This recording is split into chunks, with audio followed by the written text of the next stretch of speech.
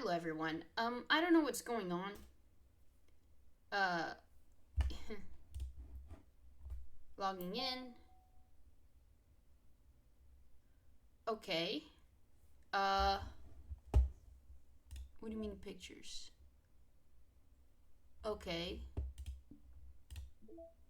Okay. I think side stories like extra content. Alright, great. Who should I show my poem to next? I think Monica. Hi, Cata Shane. Having a good time so far? Yeah. Good, good. Glad to hear it. By the way, since you're new and everything, if you ever have any suggestions for the club, like new activities or things we can do better, I'm always listening. Don't be afraid to bring things up, okay? Alright, I'll keep that in mind. Of course, I'll be afraid to bring things up. I'm much better off just going with the flow until I'm more settled in. Anyway, want to share your poem with me? It's kind of embarrassing, but I guess I have to. Don't worry, Cata Shane. We're all a little embarrassed today, you know? But it's a sort of barrier that we'll all learn to get past soon. Yeah, that's true. I hand Monica my poem. I like this one. Makes me think of something Sayori would like. Is that so? You and Sayori are really good friends, right? I wouldn't be surprised if you had those sorts of things in common. Well, we're maybe good friends, but Sayori and I are actually really different. Well, that may be the case, but maybe there are also some similarities that you wouldn't expect. The way she talks about you, it sounds like two of you really care about each other's well-being. Even if you show it in different ways, it ends up being more similar than you'd think. So I think that's the kind of vibe I get when reading your poem. You sure you're not reading into it too much? Haha, could be. Oh gosh, I sound like cutie. But in any case, Sayori's writing has kind of a gentle feel to it. I can tell that she likes exploring with emotions, like happiness and sadness. Who knew that someone so happy would enjoy sad things too? Yeah, that's totally unexpected. Well, to each their own, and you shouldn't be afraid to experiment a little bit either. I'm sure I'll end up trying different things a lot. It could take a while before I feel comfortable doing this. That's okay. I love to see you try new things. That's the best way to find the kind of style that suits you. Everyone else might be a little bit biased toward their own kinds of styles, but I'll always help you find what suits you the most. So don't force yourself to write the way everyone else wants you to write. It's not like you have to worry about impressing them or anything. Anyway, do you want to read my poem now? Don't worry, I'm not very good. You sound pretty confident for someone who claims to not be very good. Well, that's because I have to sound confident. That doesn't mean I always feel that way, you know. I see. Well, let's read it then. Hole in wall. It couldn't have been me. See, the direction, the spackle? What is a spackle? I don't know.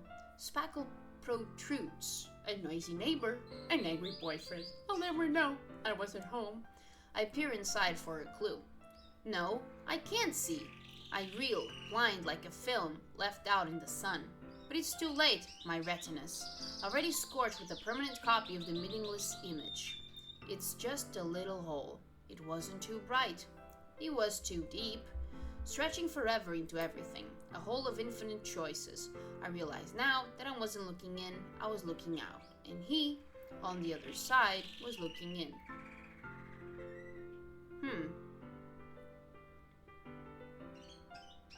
I don't get it. So, what do you think? It's very freedom, if that's what you call it. Sorry, I'm not really the right person to ask for feedback. It's okay. Yeah, that kind of style has gotten pretty popular nowadays. That is, a lot of poems have been putting emphasis on the timing between words and lines. When performed out loud, it can be really powerful. What was the inspiration behind this one? Well, I'm not sure if I know how to put it. I guess you could say that I had some kind of epiphany recently. It's been influencing my poems a bit. An epiphany? Yeah, something like that. I'm kind of nervous to talk about deep stuff like that because it's kind of coming on strongly. Maybe after everyone is better friends with each other. Anyway, here's Monica's writing tip of the day. Sometimes when you're writing a poem or a story, your brain gets too fixated on a specific point. If you try so hard to make it perfect, then you'll never make any progress. Just force yourself to get something down on the paper and tidy up later. Another way to think about it is this: if you keep your pen in the same spot for too long, you'll just get a big dark puddle of ink. So just move your hand and go with the flow. That's my advice for today. Thanks for listening! Okay, that actually reminds me of, like, I don't know if you, I believe everyone is familiar with Eminem, right? He wrote every freestyle, every song that is part of the 8 Mile movie soundtrack, obviously.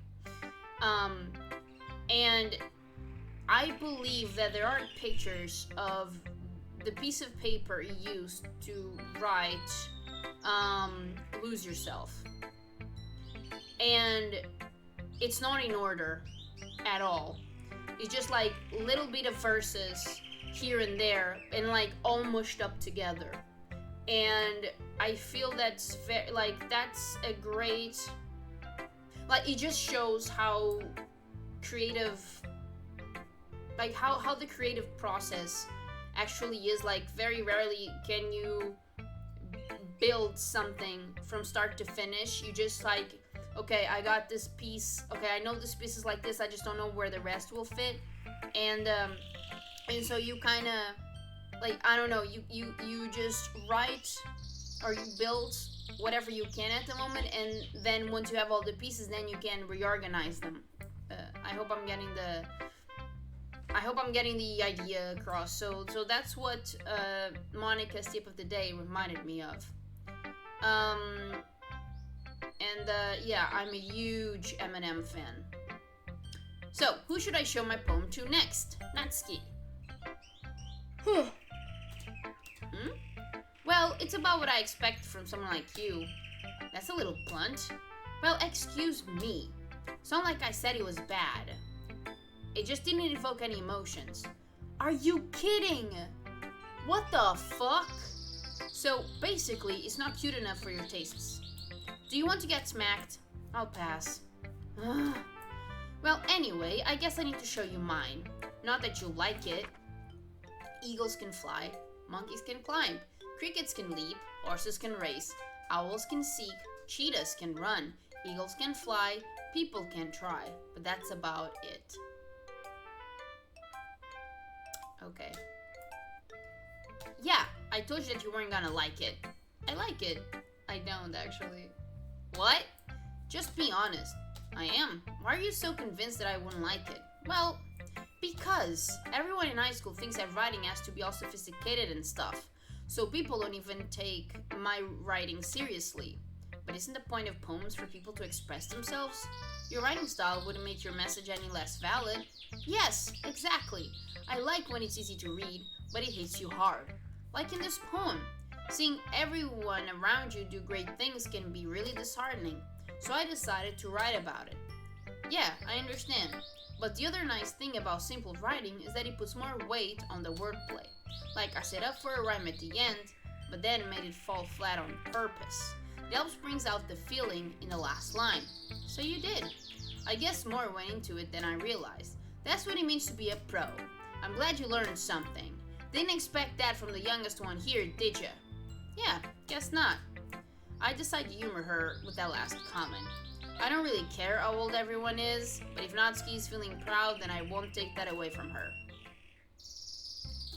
I guess that's everyone. I glanced around the room. That was a little more stressful than I anticipated. It's as if everyone is judging me for my mediocre writing abilities. Even if they're just being nice, there's no way my poems can stand up to theirs. This is a literature club, after all. I guess that's what I ended up getting myself into. Across the room, Sayuri and Monica are happily chatting. My eyes land on Yuri and Natsuki. They gingerly exchange sheets of paper sharing their respective poems. As they read in tandem, I watch each of their expressions change. Natsuki's eyebrows furrow in frustration. Meanwhile, Yuri smiles sadly. What's with this language? Huh? Did you say something? Oh, it's nothing. Natsuki dismissively returns a poem to the desk with one hand. I guess you could say it's fancy. Ah, thanks. Yours is cute. Cute? Did you completely miss the symbolism or something? It's literally about the feeling of giving up. How can that be cute? I know that. I just meant the language, I guess. I was trying to say something nice. Huh? You mean you have to try that hard to come up with something nice to say? Thanks, but it really didn't come out nice at all. Well, I do have a couple suggestions. Huh. If I was looking for suggestions, I would have asked someone who actually liked it. Which people did, by the way. Sayori liked it, and Katarshane did too. So based on that, I'll gladly give you some suggestions of my own. First of all, excuse me, I appreciate the offer, but I've spent a long time establishing my writing style. I don't expect it to change anytime soon, unless of course I come across something particularly inspiring, which I haven't yet. And Katarshane liked my poem too, you know. She even told me she was impressed by it. Natsuki suddenly stands up. Oh, I didn't realize you were so invested in trying to impress our new member, Yuri.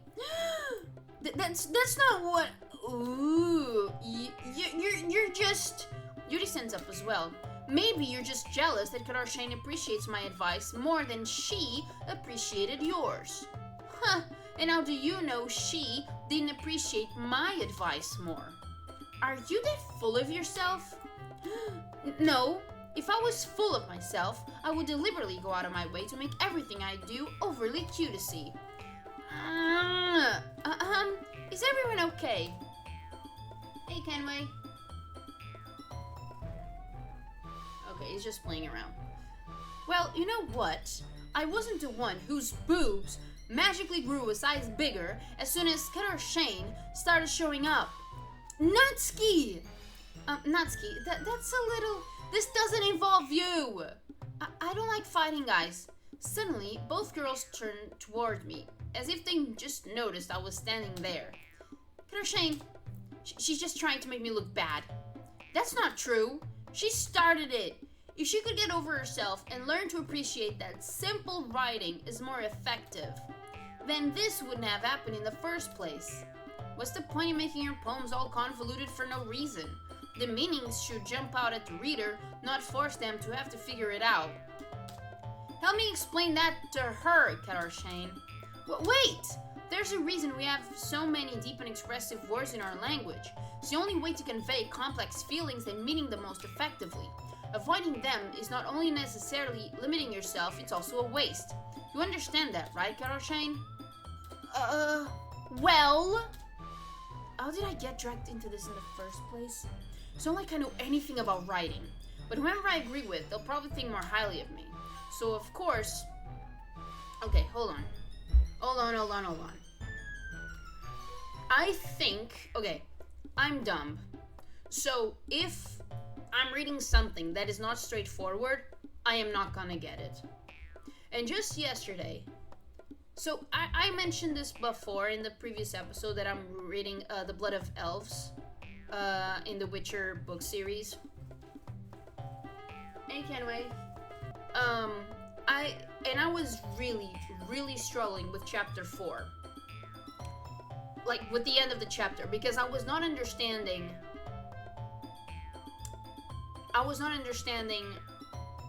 why they were considering a certain event as a trap. Like, I didn't understand it at all. And I read it I had read it before months ago and I didn't get it and I just dropped it. And then because I am trying to, get into reading, I read chapter 4 yesterday again at the gym. And I still didn't get it. So I read the last few pages several times and I didn't get it. Why are you considering this event as a trap? So what happened was Google. I had to Google it. And only then did it make sense. Oh, okay. So all of this to say that I don't blame the writing, I blame me. Because other people online clearly got the message. Okay? Other people have read the book and they got it. They're like, oh, I get it. And this happens with all sorts of media. There's a lot of instances where I'm watching or I'm reading or I'm experiencing things, you know, like in games, for example, and I'm like, wait, I'm confused. I don't get it. So I usually have to resort to asking online so that I can become more aware of what the heck I've been doing, whether watching, reading, or playing through something. Having said that, it's a fault of my own, and I wish I was more intelligent to just read between the lines, if you will. So I think I agree better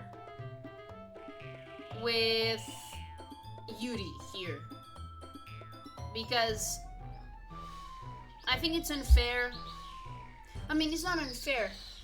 I mean, I'm struggling to find the words to express myself. It's like, while I do appreciate a lot when things are straightforward, I also think there's value when I appreciate the writing of Natsuki, of Yuri, way more than I did Natsuki on a personal level.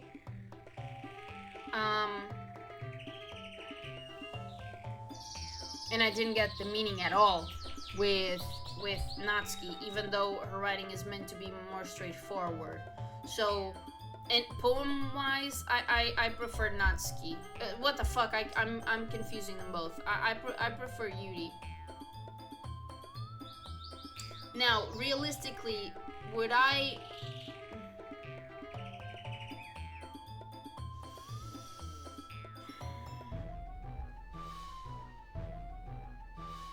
Where is he? Oh, he's there. I mean, what would I do in real life? Hold on. What would I do?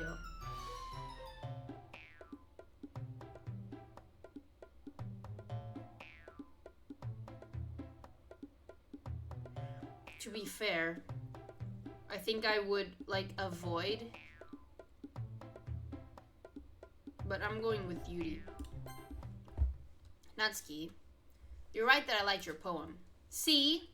Wait. That's not an excuse for you to be so mean. You shouldn't pick a fight just because someone's opinion is different. That's not what happened at all. Yuri wouldn't even take my poem seriously. I understand. Yuri, huh? You're a seriously talented writer. It's no secret that I was impressed. Well, that's... But here's the thing. No matter how simple or refined someone's writing style is, they're still putting feelings into it, and it becomes something really personal. That's why Natsuki felt threatened when you said her poem was cute. I see. I didn't notice that. I'm sorry. But Natsuki, you took it way too far. Yuri means well, and if you just told her how you felt, then this wouldn't have happened in the first place. Are you kidding? That's exactly what I did. It was her that... Natsuki, I think that's enough. You both said some things that you didn't mean. Yuri apologized. Don't you think you should too? Natsuki clenches her fists. In the end, nobody has taken her side.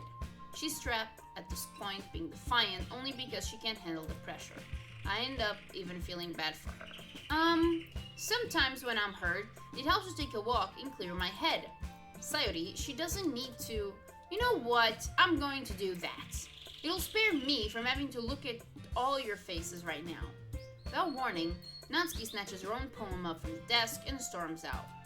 On her way out, she crumples up the poem with her hands and throws it in the trash. Natsuki!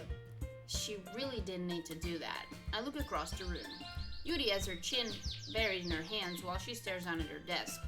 I gingerly approach her and sit in an adjacent chair. Everything alright? I'm so embarrassed. I can't believe I acted like that. You probably hate me now. No, Beauty. How could anyone not have gotten frustrated after being treated like that? You handled it as well as anyone could. I don't think any less of you. Well, alright, I believe you. Thanks, Cata. You're too kind. I'm thankful to have you a part of this club now. It's nothing. One more thing. That one thing that Natsuki said about, I would never do anything so shameful. So, what thing did Natsuki say? Never mind that. I'm going to make some tea. Good idea. Make enough for more than one person, okay? Yeah. Okay, everyone. It's just about time for us to leave. How did you all feel about sharing poems? It was a lot of fun. Well, I would say it was worth it. It was alright. Well, mostly. Roshane, how about you? Yeah, I would say the same. It was a neat thing to talk about with everyone. Awesome. In that case, we'll do the same thing tomorrow. And maybe you learned something from your friends too. So your poems will turn out even better. I think to myself, I did learn a little more about the kinds of poems everyone likes. With any luck, that means I can at least do a better job impressing those I want to impress. I nod to myself with newfound determination. Roshane! Ready to walk home? Sure, let's go. Sayuri beams at me. Truly has been a while since Sayuri and I have spent so much time together. I can't really say I'm not enjoying it either. Sayuri, about what happened earlier? Huh? What do you mean? Between Yuri and Natsuki. Does that kind of thing happen often? No. That's really the first time I've seen them fight like that. I promise they're both wonderful people. You don't hate them, do you? No, I don't hate them. I just wanted your opinion, that's all. I can see why they'd make good friends with you. Cata, it's nice that I get to spend time with you in the club. But I think seeing you get along with everyone is what makes me the happiest. I think everyone really likes you too. That's... Every day is going to be so much fun. It looks like Sayuri still hasn't caught on to the kind of situation I'm in. Sure, being friends with everyone is nice, but does he really need to stop there? We just have to see what the future holds, Sayuri. I pat Sayuri on the shoulder. I said that more to myself than to her, but it's easy to use Sayuri as an internal monologue sometimes. Okay, yeah, let's do this. Okay.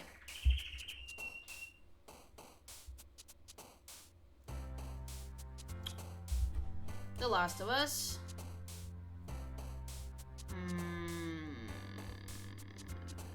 Time.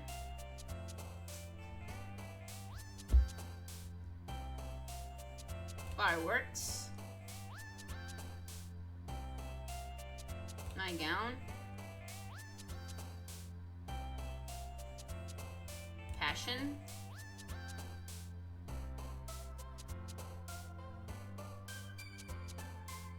Vibrant.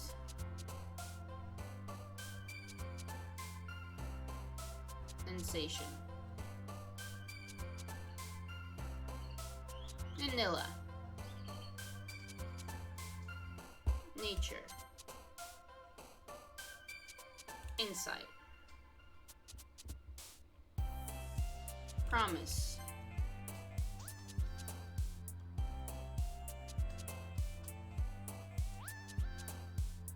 Universe.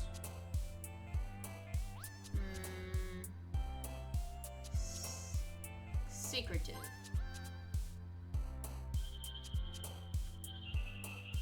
Vitality.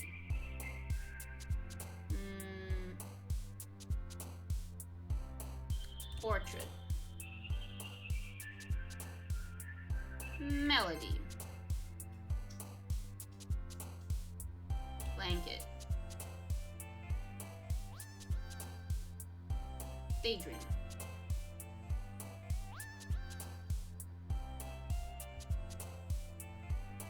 Whisper.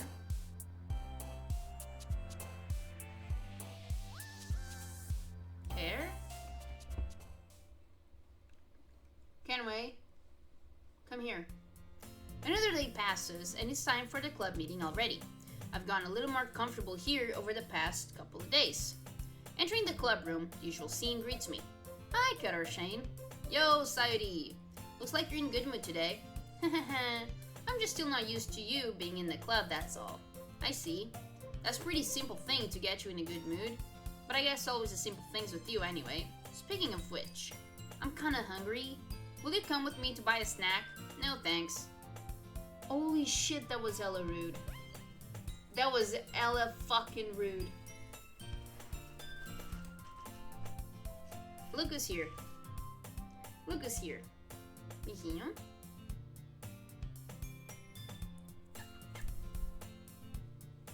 It's okay.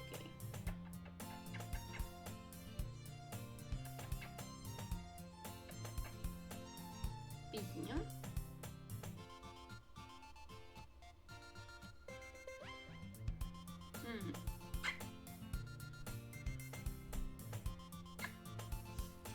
This was extremely rude. That's not like you at all. I have my reasons. Holy shit. Why don't we take a look at your purse, Sayori? Huh? Why that all of a sudden? No reason, really. I just wanted to look at it. Sayori nervously retrieves her coin purse. She fumbles with the latch and gets it open. Then she turns it upside down and lets its contents spill onto the desk. Only 2 small coins fall out. I knew it. I can see right through you, Sayori. That's not fair. How did you even know? It's simple. If you had enough money in the first place, you would have bought a snack before coming to the club room. So either you're not hungry and want an excuse to take a walk, or you plan to conveniently forget that you spent all your money so that I would lend you some. But there's one more thing. You're always hungry. And so, that only leaves the one option. I give up. Don't make me feel guilty. If you feel guilty, that means you deserve to feel guilty. Yuri suddenly giggles. Huh? I didn't notice that she was listening in. Her face is in her book, as always. Ha! I wasn't listening or anything. It was just something in my book. Yuri, tell Shane to let me borrow some money. Don't get me involved like that, Sayori. Besides, you should only buy what you can responsibly afford. And frankly, after pulling a mischievous little stunt like that, your suffering is fair enough retribution. I didn't mean that. I got too absorbed in my book. Ooh, I really like when you speak your mind, Yuri. Doesn't happen much, but it's a fun side of you. There's no way you could think that. You were right, though. I did something bad and now I have to accept the revolution. Retribution. That. Still, coming from you, Sayori. I guess there's a little devil inside all of us, isn't there? Don't let her fool you. Sayori knows exactly what she's doing. After all, she told you guys she was bringing me to the club before she even told me. But you wouldn't have come if it weren't for the cupcakes. So I had to trick Natsuki into making them. Come on, give me more credit than that, Sayori. Out of nowhere, something smacks Sayori in the face and tumbles onto the desk. Holy shit. Ow! What was it? A cookie? Sure enough, it's a giant cookie wrapped in plastic. Sayori glances around. Is this a miracle? It's because I paid my restitution. Retribution. Actually, that one almost worked. Ha ha ha. I was just gonna give it to you.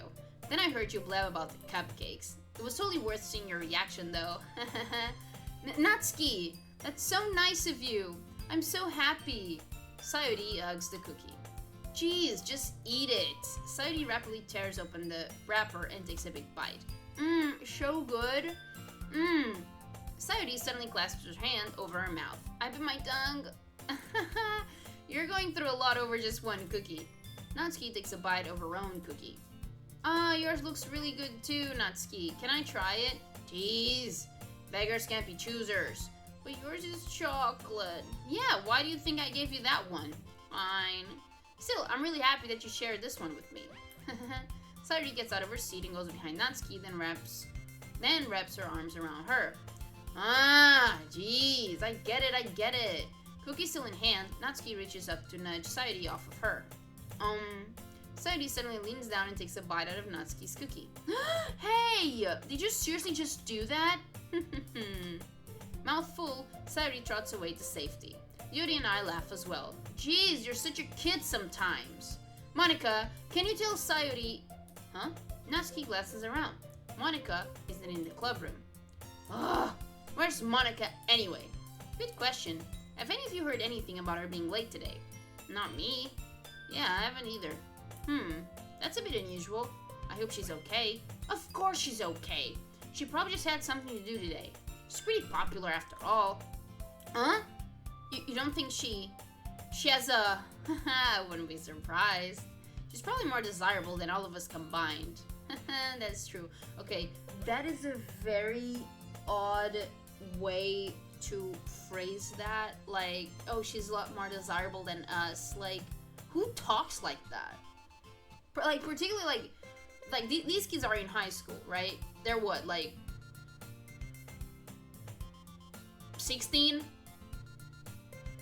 Maybe 17, but definitely not 18, right?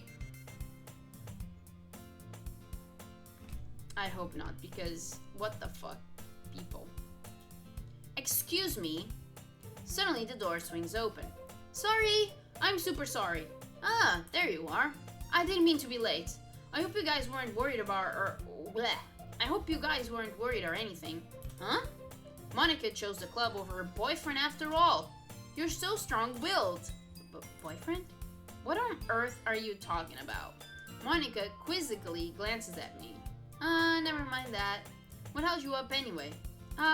Well, my last period today was study hall. To be honest, I kinda just lost track of time. That makes no sense though. You would have heard the bell ring, at least. I must not have heard it, since I was practicing piano. Piano? I wasn't aware you played music as well, Monica. I don't, really. I kinda just started recently. I've always wanted to learn piano. That's so cool! You should play something for us, Monica. Monica looks at me. Maybe once I get a little bit better, I will. Hey! That sounds cool. I'd also look forward to it. Is that so? In that case, I'm gonna let you down, Karoshine. Okay, here's what always bothered me in animes, dating sims.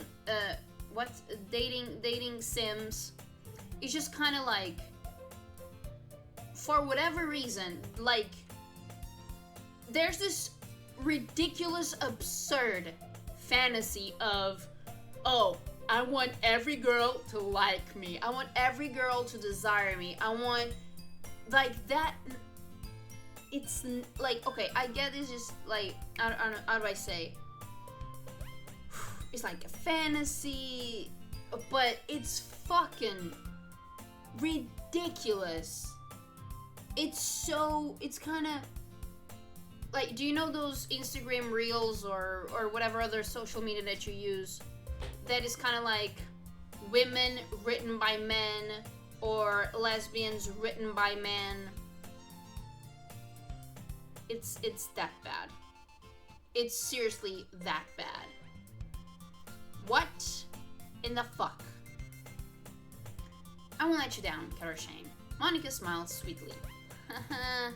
I didn't mean any pressure or anything like that. Don't worry. I've been practicing a whole lot recently, and I'd really love the chance to share once I'm ready. I see. In that case, best of luck. Thanks. So, I didn't miss anything, did I? No, not really. I chose to leave out Sayuri's mischievous escapade. I'm sure Natsuki will end up complaining to her anyway. It looks like everyone is already settled down. Sayuri somehow already finished her entire cookie. Yuri is back to her book, and Natsuki disappears into the closet. I'm really curious to talk to Yuri a little bit more, but at the same time, I would feel bad for distracting her from reading. I catch a glimpse of the cover of her book. It looks like the same book that she lent to me. More than that, she seems to be on the first few pages. Crap. I think she noticed me looking at her. She sneaks another glance at me, and our eyes meet for a split second. That only makes her hide her face deeper in the book. Sorry, I was just spacing out. I murdered this, sensing I made her uncomfortable.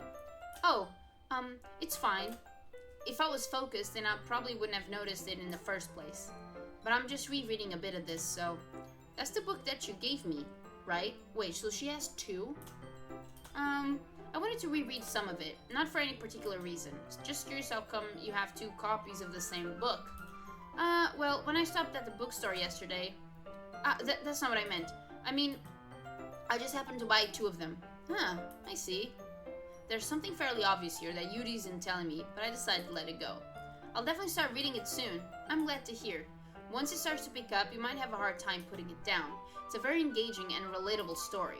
Is that so? What's it about anyway? Well, Yuri closes the book and scans her eyes over the back.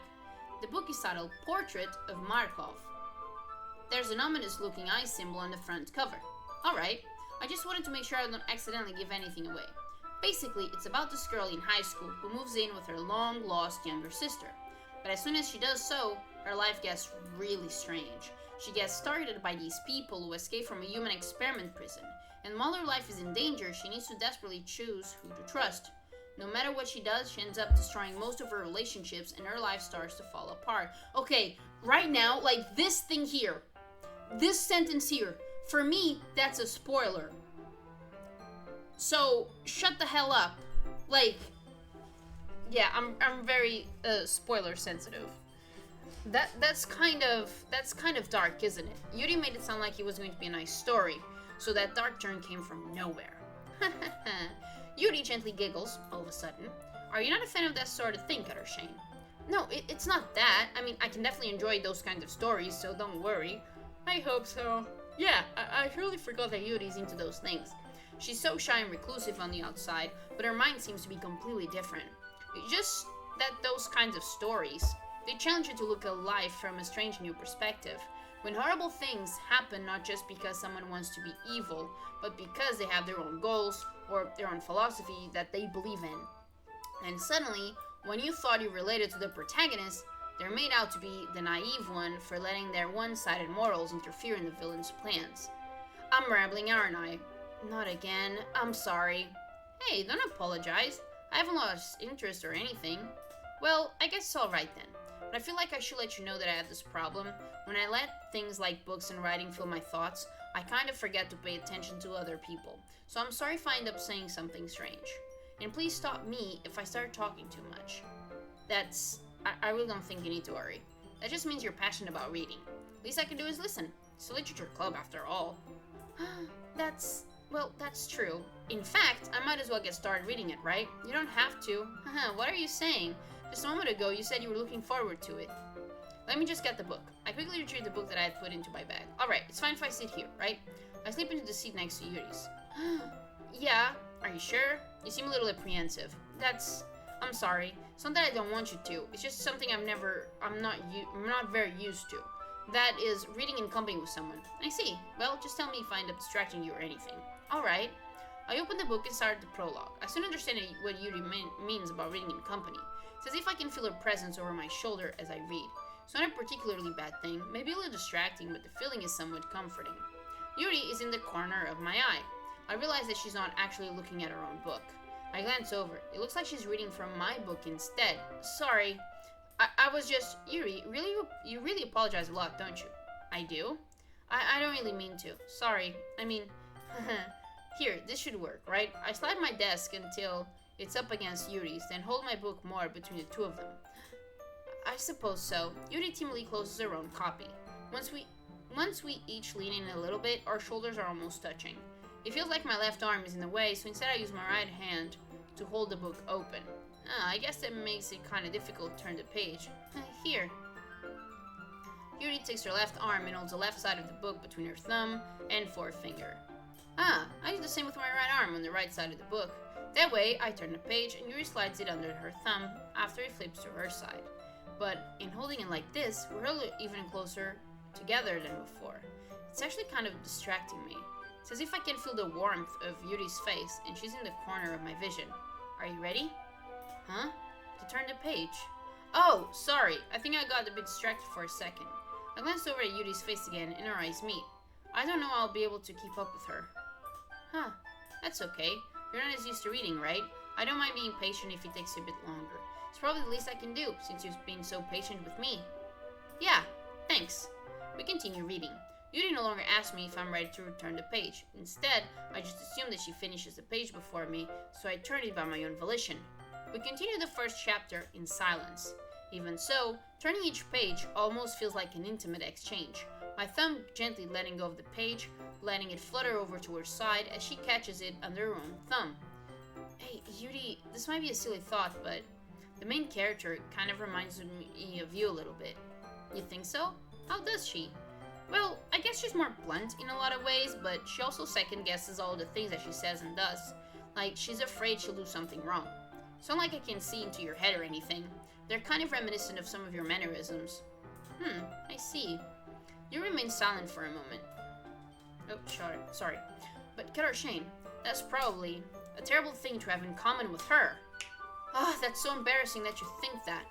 Wait, I didn't mean it in a bad way or anything. Sorry, I really didn't know you were self-conscious about that sort of thing. I guess I more meant that it's kind of cute. Ah, what are you saying all of a sudden? Okay, everyone. I think it's about time we share today's poems with each other. We might not have enough time if we wait too long. Yuri exhales, spared from finishing your thought. Is that alright, Yuri? You look kind of down. I'm sorry if you haven't been looking forward to this. It's not. It's fine. Yuri releases her hand from the book, causing it to close on top of my thumb. Alright. I guess I'll do some more reading tonight. Or would you prefer I only read it with you? I guess I don't have too much of a preference either way. In that case, I'll read it a little more tonight. It'll be more fun to read it with you after it picks up a bit, you know? That's good reasoning. In that case, feel free to finish the first 2 chapters in your own time. Alright. I stand up. I make a mental note of where I left off in the book, then slip it back into my bag.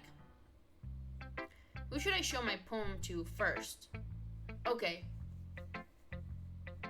At this point, it's still, I feel, Sayori, I think. Sorry, just drinking a little bit of tea. Or would it? I don't know.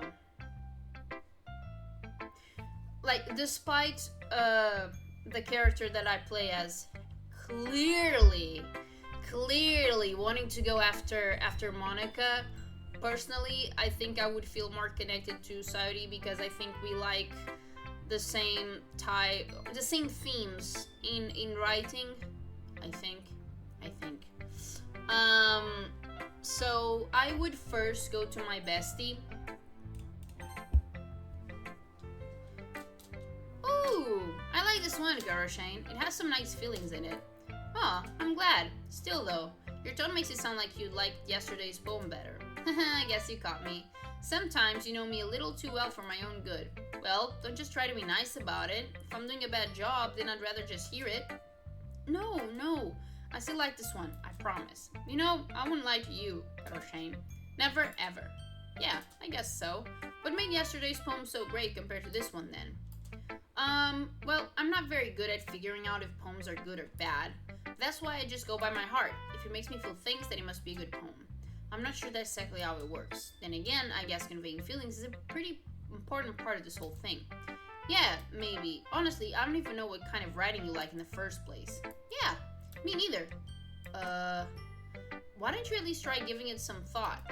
Aw, you want to write something for me? That's so sweet. Yeah, right. But you're always thinking about other people. You need to think about yourself once in a while. If you don't, you might end up getting hurt at some point. Huh? Well, I don't really know what you mean, but I'll try to keep it in mind. Well, whatever. Anyways, let's see. I guess I like happy poems. Wait, sometimes I like sad poems too. Sometimes a little bit of both. There's a word for that, right? What's the word I'm looking for? Is it melancholy? Oh, sorry, bittersweet. Yeah, I like things that are happy and things that are sad. Happy and sad? I can't see you liking something sad, Sayori. Well, I like happy the most. But sometimes when you have a little rain cloud in your head, a sad poem can help give the rain cloud a little hug and make a nice, happy rainbow. Sayori, that's unexpectedly poetic. Is it? It is. Maybe I'm getting better at expressing my feelings after all. Thanks, Garashane. I should go write that down then. You can read my poem now, okay? Bottles. I pop off my scalp like the lid of a cookie jar. It's a secret place where I keep all my dreams. Little balls of sunshine, all rubbing together like a bundle of kittens. I reach inside with my thumb and forefinger and pluck one out. It's warm and tingly. There's no time to waste. I put it in a bottle to keep it safe, and I put the bottle on the shelf with all the other bottles. Happy thoughts, happy thoughts, happy thoughts in bottles, all in a row. My collection makes me lots of friends. Each bottle is starlight to make amends. Sometimes my friend feels a certain way. Down comes a bottle to save the day. Night after night, more dreams. Friend after friend, more bottles. Deeper and deeper my fingers go.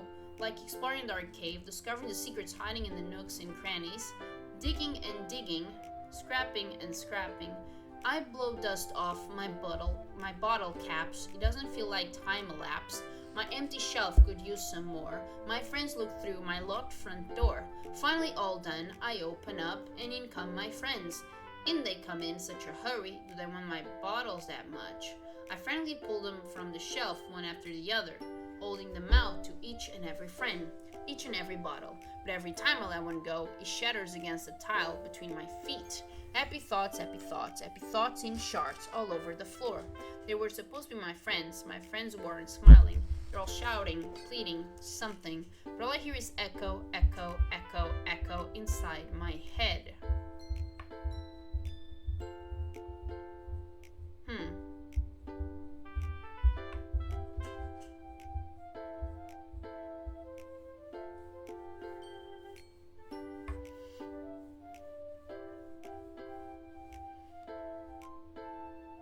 Like, the friends are being selfish, and as much as she wants to give to them, sometimes she doesn't have those happy thoughts to give to them.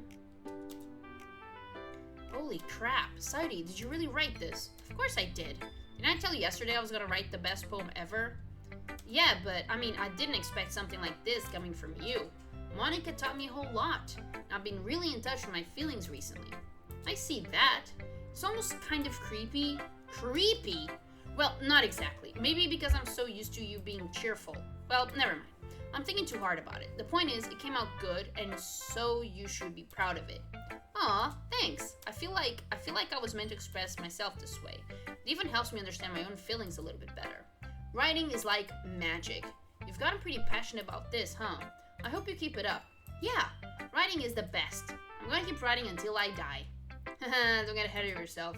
Sadie's always had a habit of getting obsessed with something before dropping it no more than a week later. Is that ADHD? I wonder if this is one of those times. But seeing the passion in her eyes makes it hard for me to be pessimistic. Who should I show my poem to next? I really, really, really enjoyed that poem, by the way. Really did. Yuri!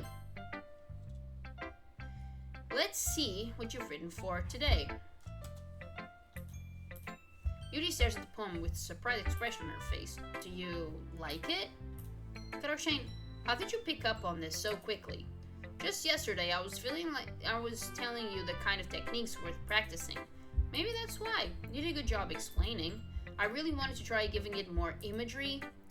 Yuri visibly swallows. Even her hands appear sweaty. I'm not used to this. Used to what? I don't know. It's fine. Take your time. Yuri breathes and collects her thoughts. I know that Yuri likes to think before she speaks, so I offer that patience to her. Yeah, just being appreciated like this, I guess. It probably sounds really stupid, but seeing someone motivated by my writing, it just makes me really happy. Are you saying you've never shared your writing before? Yuri nods. Really?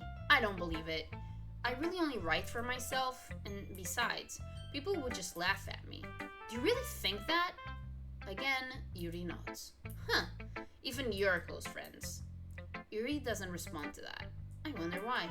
Anyway, do you want to share the poem you wrote today? Yeah, I do. If it's with you. Wait! What? What happened? No!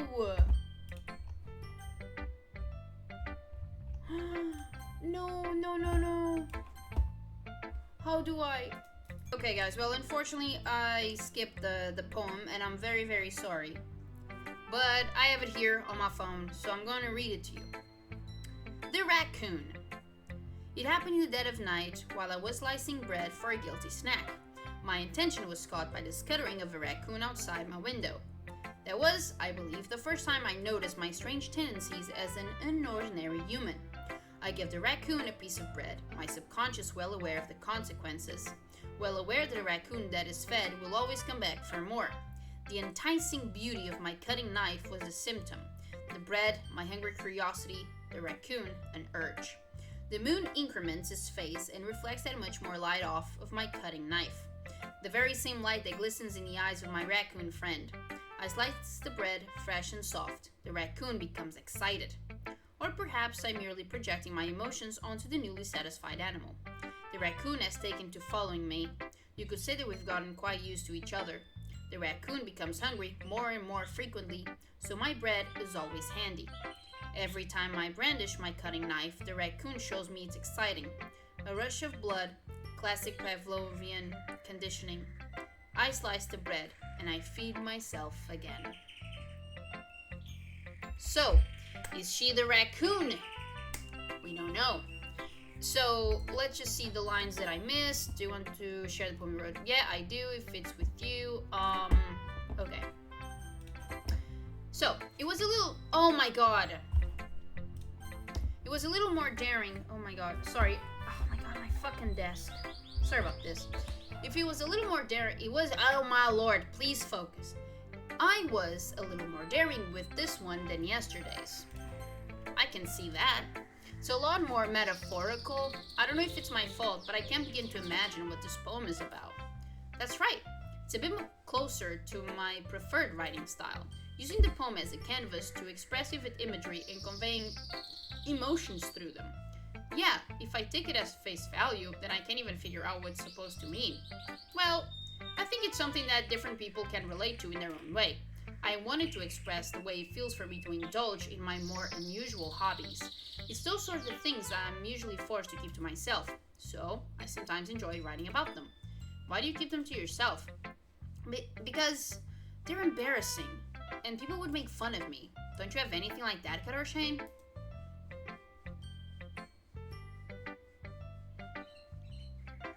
I don't think so.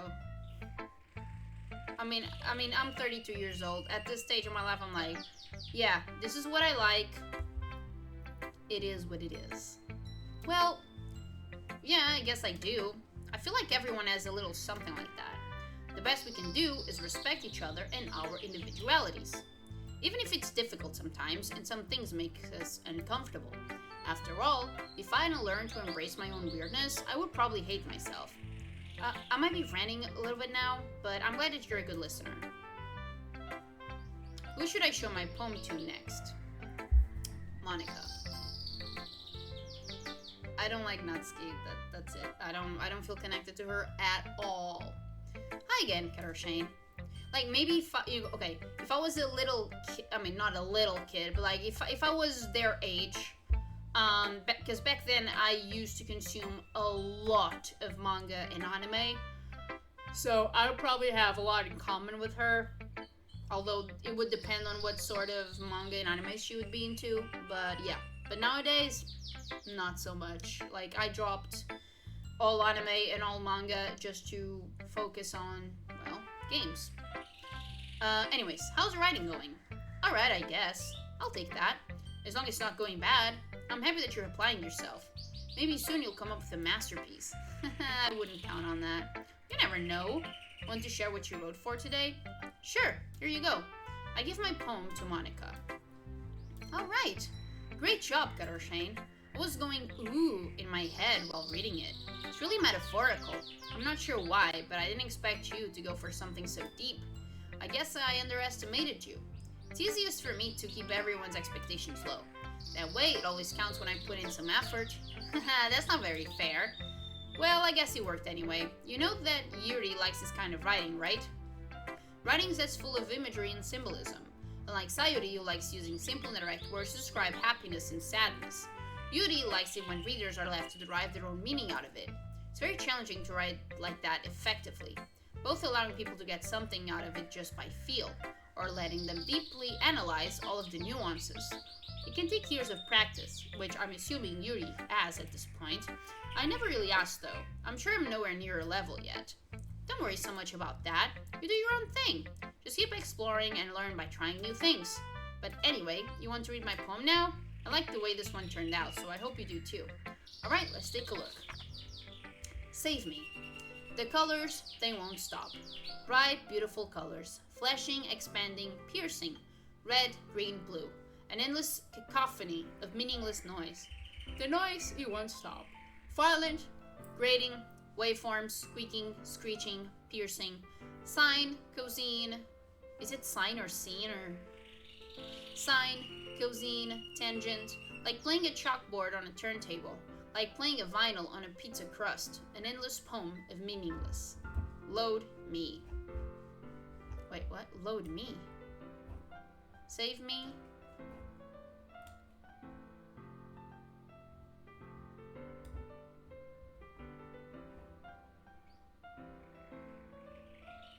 Game terms.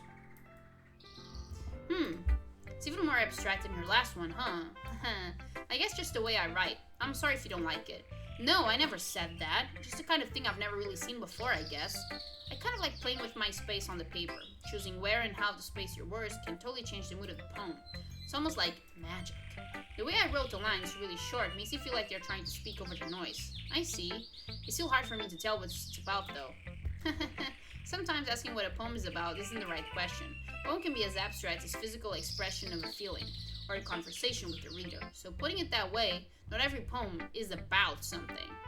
Anyway, here's Monica's writing tip of the day. Sometimes you'll find yourself facing a difficult decision. When that happens, don't forget to save your game. You never know when you might change your mind, or when something unexpected may happen. Wait, is this tip even about writing? What am I even talking about? That's my advice for today. Thanks for listening. Okay. Natsuki. Look at me ignoring the advice. Well, it's not really any worse than your last one, but I can't really say it's any better either. Phew. Huh? Phew. What? Well, anything that isn't a train wreck, I'll take it as a win. And I get the feeling you're probably the most critical. Hey, what makes you... Wait, maybe that was a compliment? Haha, glad to see someone recognizes my experience. Well then, keep practicing and maybe you'll be as good as me someday. That's, something tells me Natsuki completely missed the point. Come to think of it, this kind of reminds me of Sayuri's poem from yesterday. Huh, you think so? Yeah, well, I guess you've been friends with her for so long, you might be on the same wavelength. But you never really struck me as her type. Sayuri as a type all of a sudden? Well, I don't know, but honestly, how can someone so, fluffy spend so much time with someone like you? It's like she's dragging around a dead weight. That was a little unnecessary. But think of it this way, if it weren't for me, she would probably just fly away like letting go of a balloon. You could say we each take care of each other in our own way. Whatever it is, I don't get it. Oh yeah, I guess I'm supposed to show you my poem. Here. Why? Like, you are the cutesy patootsy one. Why are you writing about spiders? Amy likes spiders. You know what I heard about Amy? Amy likes spiders. Icky, wriggly, hairy, ugly spiders. That's why I'm not friends with her. Okay, you are smart. Amy has a cute singing voice. I heard her singing my favorite love song. Every time she sings the chorus, my heart would pound to the rhythm of the words. But she likes spiders. That's why I'm not friends with her. One time, I hurt my leg really bad. Amy helped me up and took me to the nurse. I tried not to let her touch me. She likes spiders, so her hands are probably gross. That's why I'm not friends with her. Amy has a lot of friends. I always see her talking to people. She probably talks about spiders. What if her friends start to like spiders too? That's why I'm not friends with her. It doesn't matter if she has other hobbies. It doesn't matter if she keeps it private. It doesn't matter if it doesn't hurt anyone. It's gross, she's gross. The world is better off without spider lovers, and I'm gonna tell everyone. Okay. This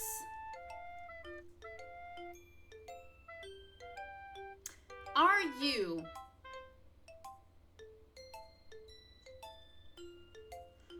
Oh my god. Okay. Yeah, fuck it. I'm just gonna say it. You sound like a fascist. Not bad, right? Terrible. It's quite a bit longer than yesterday's. Yesterday's was too short. I was just warming up. I didn't think that was the best I could do. No, of course not. Anyway, the message is pretty straightforward in this poem. I thought I have to explain it. Sometimes can explain complicated issues with much simpler analogies. It helps people realize how stupid they're being. Like, anyone would agree that the subject of this poem is an ignorant jerk. Yes! Do you know people like that? Of course, about how everyone thinks that doesn't matter. It can be about anything. I wrote it to be easy to relate to. Everyone has some kind of weird hobby or a guilty pleasure. Something that you're afraid of. If people find out, they'd make fun of you or think less of you. That just makes people stupid. Who cares if someone likes as long as they're not hurting anyone and it makes them happy? Yes! I think people really need to learn to respect others for liking weird things. Huh, that's funny. Yuri wrote about something similar today. Huh? Did you say Yuri? Yeah. She said her poem was about an unusual hobby of hers. I didn't really get it, but she said something similar to you. That people shouldn't make each other feel insecure about those things. Really? Well, I mean, Yuri's pretty weird, so I wouldn't doubt that she has some weird hobbies. Not that there's anything wrong with that. It's not like I would judge her or anything. Natsuki has trouble finding words. I guess I should try not to be so mean to her. She feels insecure about her weird behaviors and stuff. I mean, I always hate people who what the hell? I hate, oh my goodness. I always hate people who make me feel insecure. And Yuri made me feel insecure yesterday. But the way you put it, it's not like she's learned her lesson. Well, I would say so. Even if her writing style is very different, oh my god, I can't read, I'm sorry. Even if her writing style is really different, I'm sure she'll appreciate the message in your poem. It's what I do best after all. I don't like writing unless there's a good message to take away from it. Like, conveying emotions is important, but I want to make people think, not just feel. Remember that. I'm gonna write a good one for tomorrow, too, so look forward to it. Okay, everyone. We're all done reading each other poems, right? I have something extra planned today, so if everyone could come sit at the front of the room. Is this about the festival? Well, sort of. Ugh, do we really have to do something for the festival? It's not like we can put together anything good in just a few days. We'll just end up embarrassing ourselves instead of getting any new members. That's a concern of mine as well. I don't really do well with last-minute preparations. Don't worry so much. We're going to keep it simple, okay? We won't need much more than a few decorations. Sayuri has been working on posters, and I've designed some pamphlets we can give out during the event. Okay, that's great and all, but that doesn't tell us what we're actually going to be doing for the event. Sorry, I thought you heard about it already. We're going to be performing. But, Monica? Yeah, we're going to be having a poetry performance. Each of us are going to choose a poem to recite during the event. But the cool part is, we're also going to let anyone else come up and recite poems too. Sayuri is putting it all on the posters in case anyone wants to prepare ahead of time. Sayuri, who's been coloring a poster, holds it up for us to see. Are you kidding me, Monica? You didn't already start putting those posters up, did you? Well, I did. Do you really think it's that bad of an idea? Well, no. It's not a bad idea, but I didn't sign up for this, you know. There's no way I'm going to be performing in front of a group of people like that. I agree with Natsuki. I could never, in my life, do something like that. Imagining it, Yuri shakes her head in fear. Guys, no, Sayuri. I understand where they're coming from. Remember that Natsuki and Yuri have never shared their poems with anyone until now. It's a lot to ask for them to recite their poems out loud to a whole room full of people. I guess I kind of overlooked that. So, I'm sorry. But, I still think we should give it our best. We're the only ones responsible for the fate of this club. If we start the event and each put on a good performance, then it will inspire others to do the same. And the more people who perform, the better we'll be able to show everyone what literature is all about. Yeah, it's about expressing your feelings, being intimate with yourself, finding new horizons, and having fun. That's right. And it's those reasons that we're all in this club today. Don't you want to share that with others? To inspire them to find the same feeling that brought you here in the first place? I know you do. I know we all do. And if all it takes is standing in front of the room for 2 minutes and reciting a poem? What the hell? Then I know you can do it. Natsuki and Yuri remain silent. Sayuri looks worried. I guess it leaves me no choice. I agree. I don't think it's too much to ask. I think that Sayuri and Monica have been trying really hard to get new members. Least we can do is help them out a little bit. Well, maybe, but looks like Natsuki doesn't have any arguments left. Fine. I guess I'll just have to get it over with. Alright. Whew. Thanks, Natsuki. What about you, Yuri? Yuri dejectedly glances around at everyone else's... Fuck. Sorry about this. Everyone else's expectant faces. I guess I don't really have a choice. Haha. That's everyone. You're the best, Yuri. This club is seriously going to be the death of me. Oh gosh. You'll be fine, Yuri. But anyway, let's move on to the main event. I want each of you to choose a poem of yours. We're going to practice reciting them in front of each other. No way! Monica, this is too sudden. Well, if you can't recite your poem in front of the club, how do you expect to do it in front of strangers? Oh no. Don't worry. I'll start off to help everyone feel a little bit more comfortable. Can I go next? Haha, of course. Now let's see. Monica flips through her notebook to the specific poem she has in mind for herself. She then stands behind the podium. The title of this poem is The Way They Fly. Monica begins reciting her poem. Her clear, confident voice fills the room. More than that, her inflection is pristine. She knows exactly how to apply emotions behind each line she recites, bringing the words to life. Is this something she's done before, or is she simply a natural? I glance around me. Everyone has their eyes on Monica. Sayuri looks amazed. Yuri has an intense expression on her face that I don't understand. Finally, Monica finishes the recitation. The four of us applaud. Monica takes a breath and smiles. That was so good, Monica. Hahaha, thank you very much. I was just hoping to set a good example. Are you ready to go next, Sayuri? I'll go next. Whoa! Yuri's fired up all of a sudden. Yuri clutches a sheet of paper between her hands and stands up. Okay, this I disagree with. Sayuri already claimed the second place to go. So, Yuri, sit your motherfucking ass down. Keeping her head down, she walks quickly over to the podium. This poem is called... Yuri anxiously glances at each of us. You can do it, Sayuri. What the hell? You can do it, Yuri. It's called After Image of a Crimson Eye. Yuri's voice shakes as she starts reading the poem. Just a moment ago, she practically refused to do this. Why is she suddenly putting in so much effort? As Yuri gets past the first couple of lines, her voice changes. It's almost like what happens when Yuri gets absorbed into her books. Her quivering words transform into the sharp syllables of a fierce and confident woman. The poem is full of twists and turns and its structure that she enunciates with perfect timing. This must be a rare glimpse into the whirling fire Yuri keeps concealed inside her head. Suddenly, she's finished. Everyone is stunned. Yuri snaps back into reality. Sorry, I went into Eminem mode. And glances around her as if she bewildered even herself. It's up to me to save the situation. I'm the first to start applauding. Everyone joins me afterward, and we give Yuri the recognition she deserves. It's not that we didn't want to applaud for her, but we were caught off so... What the hell? We were caught so off guard that we must have forgotten. As we applaud, Yuri holds the poem to her chest and rushes back into her seat. Yuri, that was really good. Thank you for sharing. Looks like Yuri is down for the count. Okay, I guess I'm next then. Sayuri hops out of the chair and cheerfully walks to the podium. This one's called My Meadow. Ah, ha, ha, ha. Sorry, I giggled. Sayuri, it's a lot harder than I thought. How did you guys do it so easily? I try not to think of it like you're reciting to other people. Imagine you're reciting it to yourself, like in front of a mirror or in your own head. It's your poem, so it'll come out the best that way. I see. Okay then. Sayuri begins her poem. Somehow, it feels like your soft voice was made as a perfect match. The poem isn't always cheery like Sayuri is. It's serene and bittersweet. If I were to read this on paper, I probably wouldn't think much of it. But hearing it come from Sayuri's voice almost gives it a whole new meaning.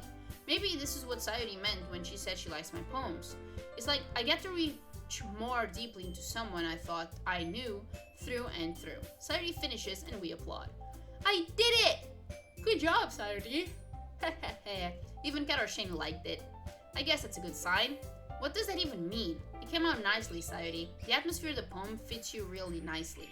But it might be that other poems wouldn't work quite as well with that kind of delivery. Huh? I don't really understand. In other words, I've seen poems of yours where that sort of gentle delivery wouldn't work as well. They might need a little bit more force behind them, depending on what you're reading. Oh, I know what you mean.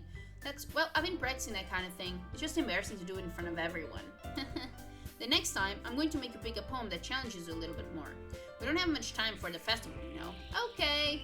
Now, who's next? Natsuki? They made me go for Shane. It's not like I can compare to you guys anyway. Might as well let Shane lower everyone's standards a little before I have to do it. Natsuki, it's fine, it's fine. I might as well just get it over with. It's not like I have much of a selection on what to read. I'll just have to go with what I wrote for today.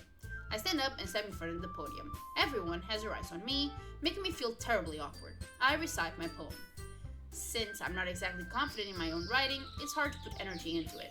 Despite that, once I finish, I receive applause anyway.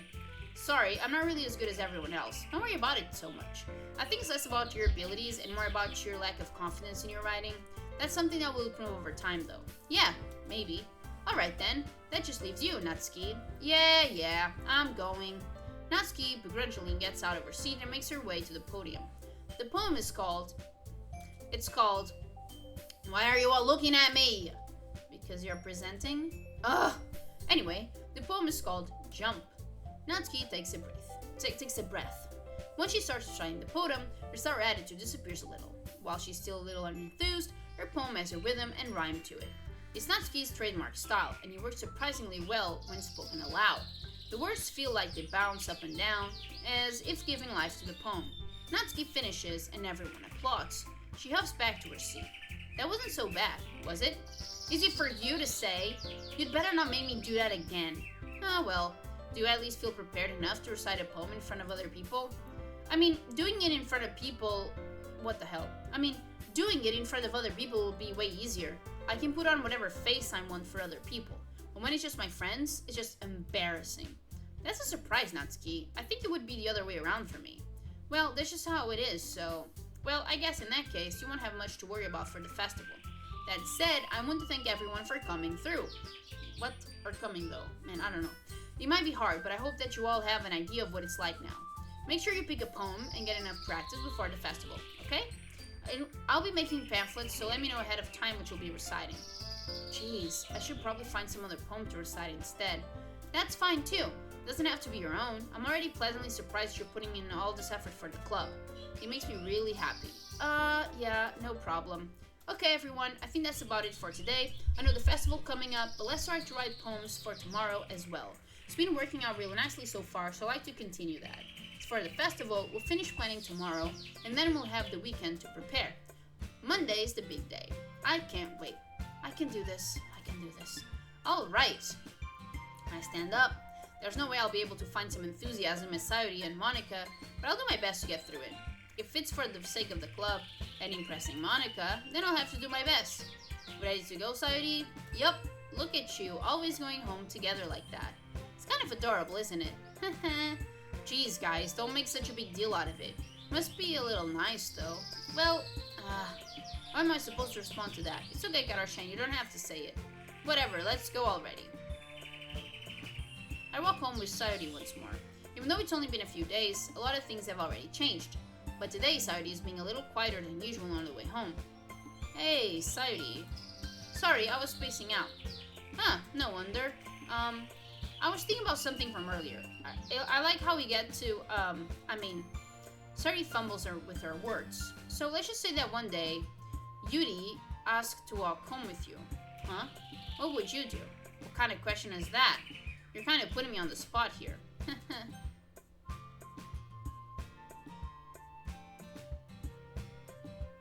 I mean...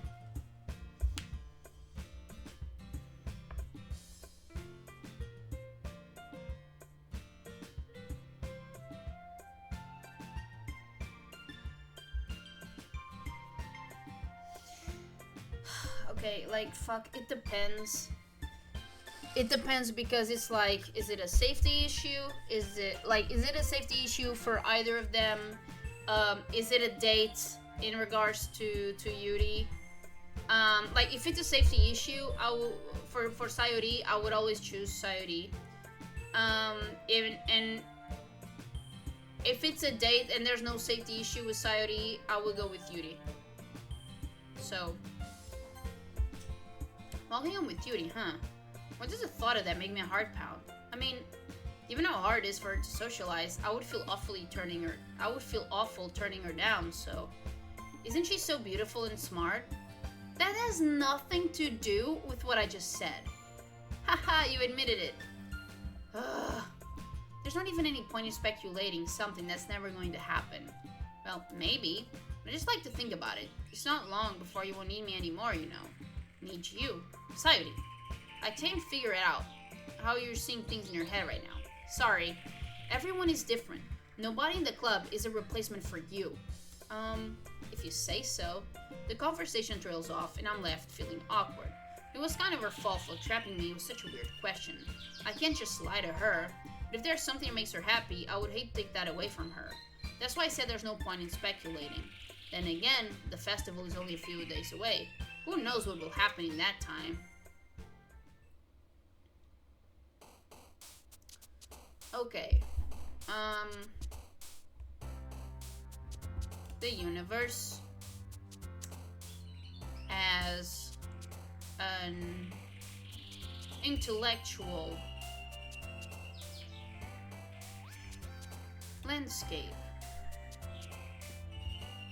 where the existence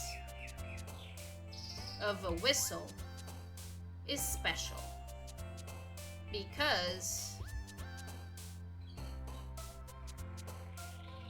what? It's infinite. And what a journey.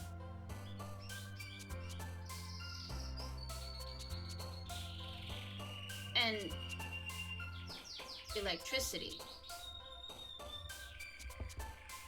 Just like a heartbeat. And fireflies. Because The Last of Us. And like a fantasy. And with treasure. And we do passion.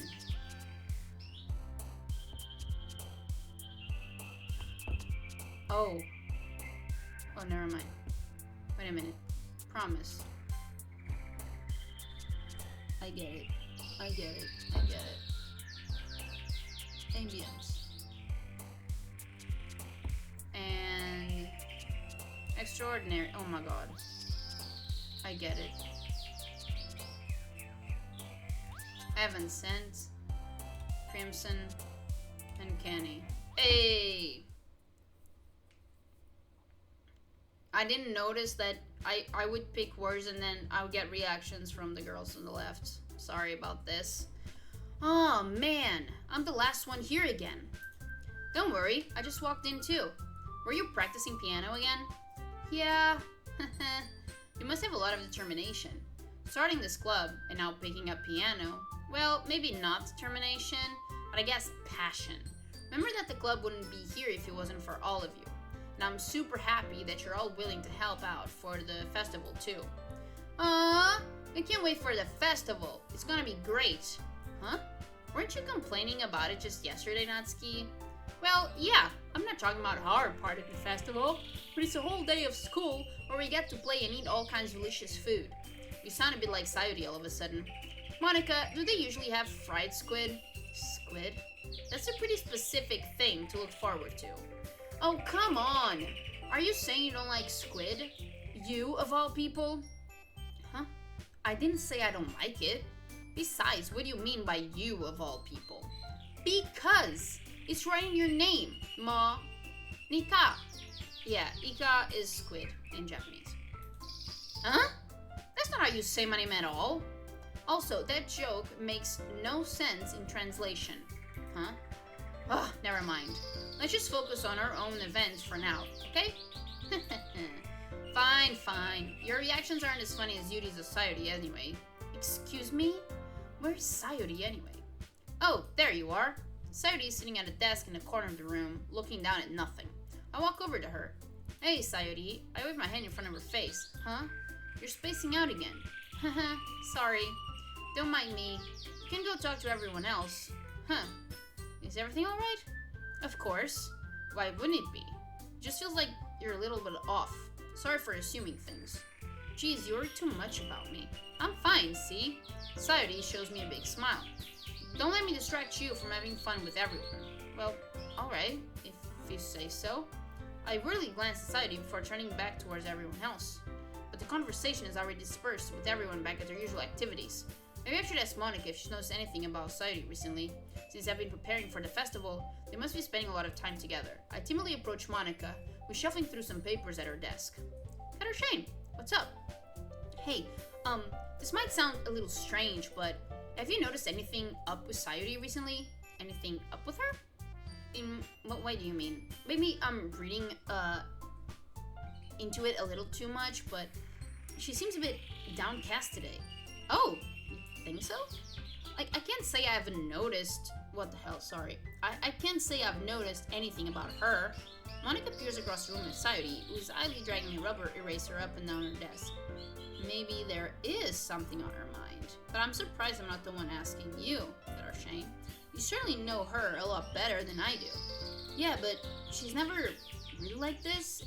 You know, she's always talked to me about things that bothered her, but this time when I asked her, she was really dismissive. Sorry, I know it's not your problem. I just wanted to ask if you knew anything, so I'll drop it now. No, it's important to me too. I mean, I'm also friends with her. And I also care about the well-being of my club members, you know? Maybe I'll try talking to her myself. Huh? Are you sure about that? She seemed like she wanted to be left alone. Are you sure? Maybe she just has a hard time bringing it up with a person of interest. Person of interest? What do you mean by that? I'm saying that maybe the thing on her mind is you, Cata Shane. Me. On what earth would you come to that conclusion? Well, I probably shouldn't say too much, but Sayuri talks about you more than anything else, you know. Huh? She's been so much happier ever since you've joined the club. It's like an extra light was turned on inside her. What? No way. Sayuri is always like that. She's always been full of sunshine. She's not any different than it always has been.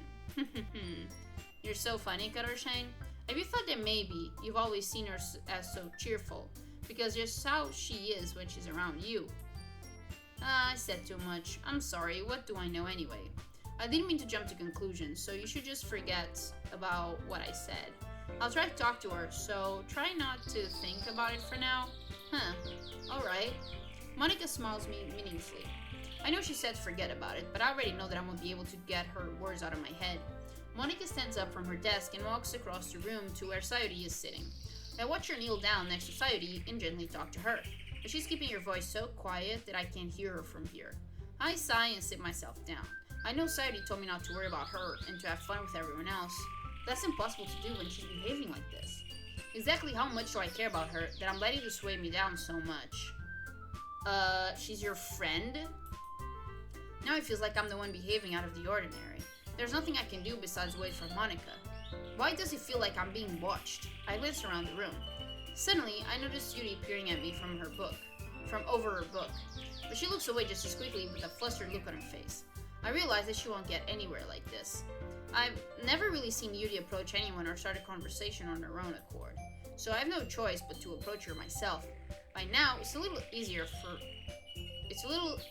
me to do that. I stand up from my desk and sit in one next to her own. I didn't mean to bother you or anything. Relax, you didn't even do anything. But I could tell that you wanted to be alone with your thoughts. Alone with my thoughts? How were you even able to tell that what I was thinking like that? Well, it's something I do a lot, so it wasn't hard for me to spot based on your posture and expression. Not that I was staring or anything. I didn't do anything creepy like that. In any case, I guess you were right. I'm sorry if I caused you any concern. Don't apologize. Your troubles are only the concern of those who willingly share in that concern. Of course, there are certainly those who find it the most comfort in keeping to themselves. But if you would prefer to share what's on your mind, then I would be glad to listen. It's really not that big of a deal. I was just feeling a bit uneasy about Sayuri. Sayuri?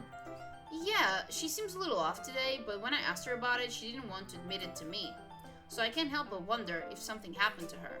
Oh, that's quite romantic. Huh? Sorry, I didn't mean to say something stupid. It's not that, I just didn't want you to misunderstand. Sayuri and I have just been friends for a long time, that's all. Huh, I see. Then perhaps it is unusual for her to be dismissive to you about her feelings. Or maybe I'm just reading into it a little bit much. Cata Shane, the world is full of meaning, often hidden deep beneath plain sight. And there are many untold mysteries behind every person, no matter how well you may know them. Huh. So you think that there might be something behind it after all? I think that Sayuri is a very complex person. Her mannerisms on the outside don't always match what may be going inside her head, and she may not always know what she wants. I noticed her strange behavior today too, and I also feel some concern for her. But in your case, it looked like she was fully occupying your thoughts, wasn't she? Well, I guess that was the case. Sayuri, she really means a lot to you, doesn't she? I guess. But you don't need to put it that way. We're just good friends, that's all. Yuri suddenly looks deeply into my eyes. Her expression is gentle and curious, as if she was searching for something. Embarrassed, I avert my gaze. Sometimes, a person's mysteries are untold even to themselves.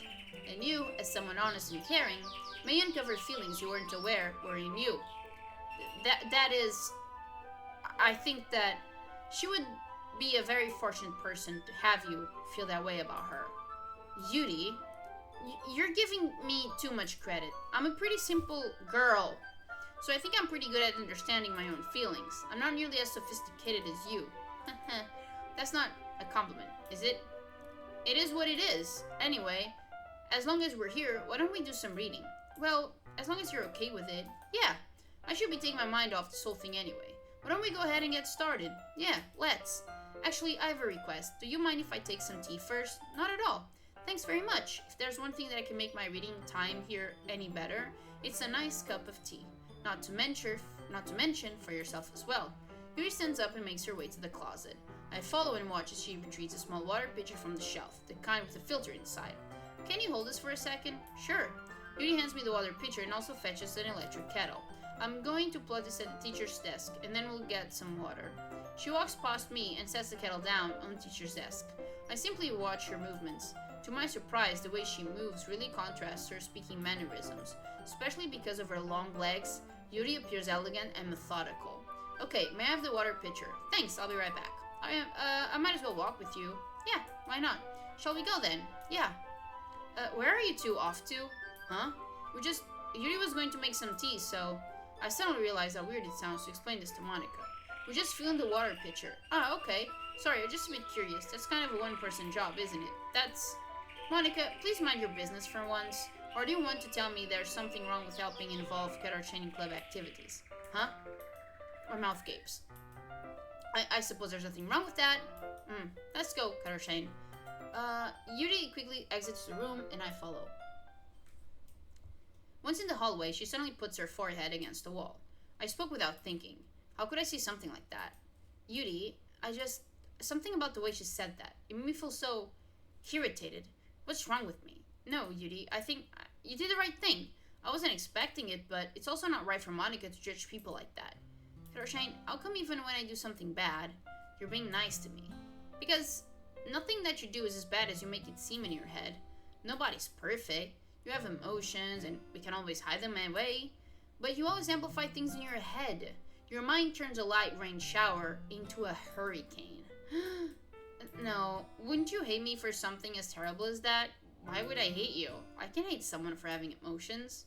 What kind of a friend would do that? Friend, you say. Yuri lifts her head. Cata, I really like being friends with you. Thanks, Yuri. I like being friends with you too. I feel kind of awkward saying something like that, but I'm doing my best to help Yuri feel better. Anyway, yeah, shall we go? Yeah. Yuri and I walk to the nearest water fountain. Once we fill up the water pitcher, we'll return to the classroom.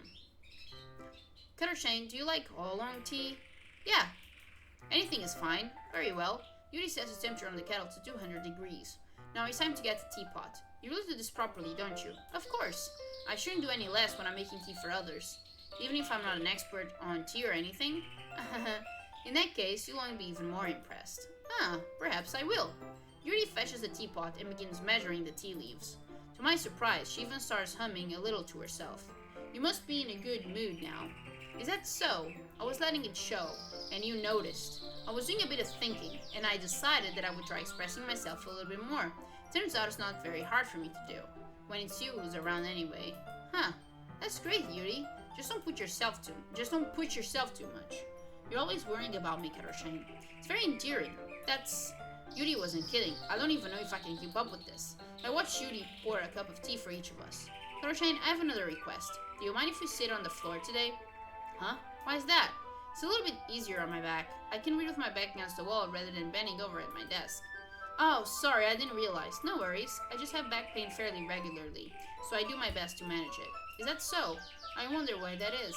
It's most likely because your posture, right? Always hunched over like that while reading. Yes, I have terrible reading posture. That's why we should sit on the floor. Fair enough. I'll go ahead and get the book. I retrieved the book from my bag. Oh, I have some chocolate as well. It's a bag of small chocolate candies that I kept hidden from Sayori's candy radar. I take it. Oh, this is so bad. This is terrible. Like, just fucking share with your friend. I take it, since it will go well with the tea. Yuri and I then sit against the wall, teacup at our sides. As if in sync, we assume the same reading position as last time, each holding one half of the book. Except this time, our bodies are even closer to each other. I can't see too well. Yuri slides closer until our shoulders are touching. How am I supposed to focus on reading like this? Just the same. It's just a fucking shoulder. Yuri was always kind of cute, but when she's being less apprehensive, it's almost more than I can handle. Your teacup. Yuri hands me my teacup. Holding it with my hand that's not holding the book, I end up in a position that makes it even harder to focus, because now I need to worry about making sure I don't accidentally touch her chest.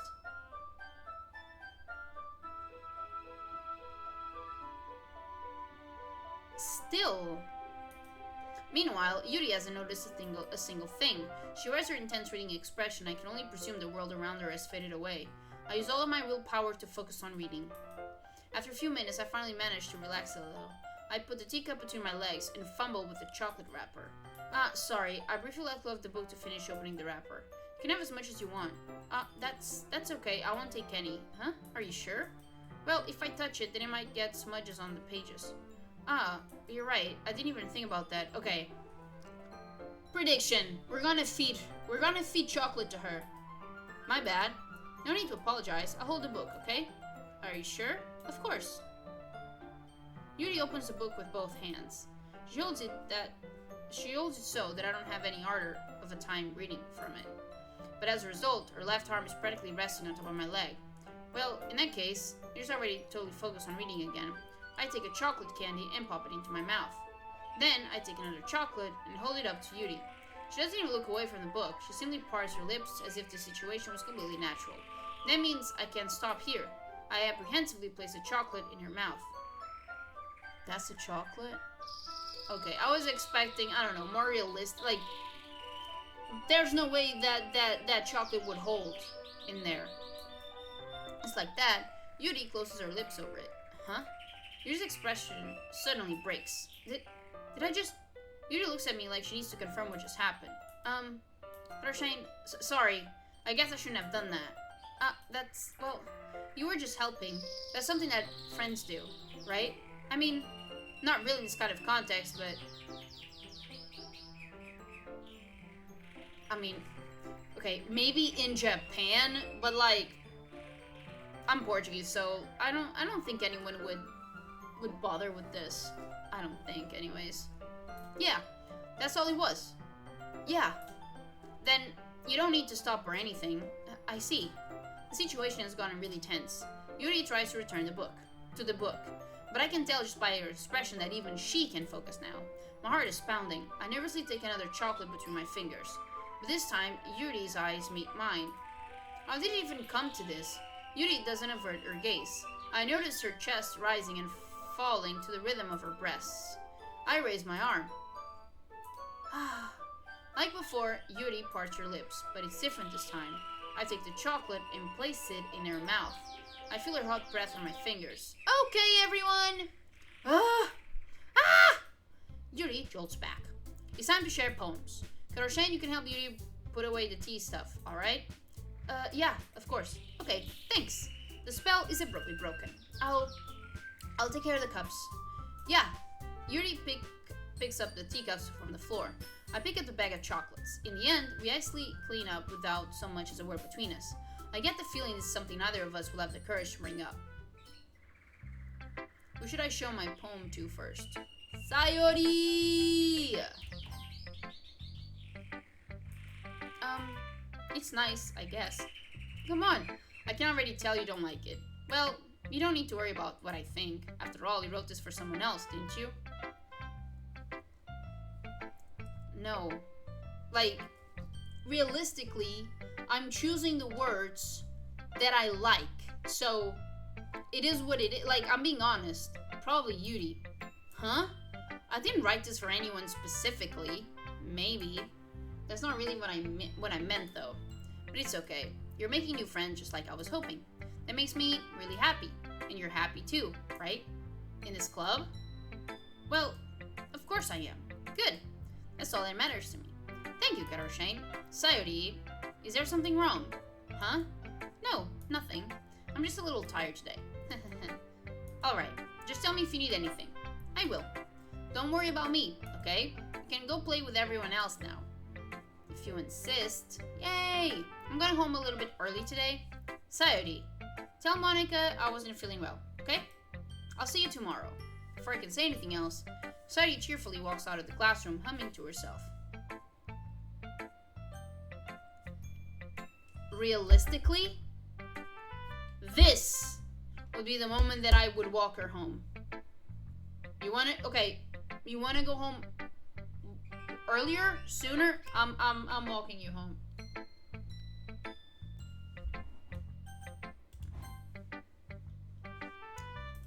Karoshane, your writing has only improved in these last few days. Every poem you've shown me has been nothing short of spectacular.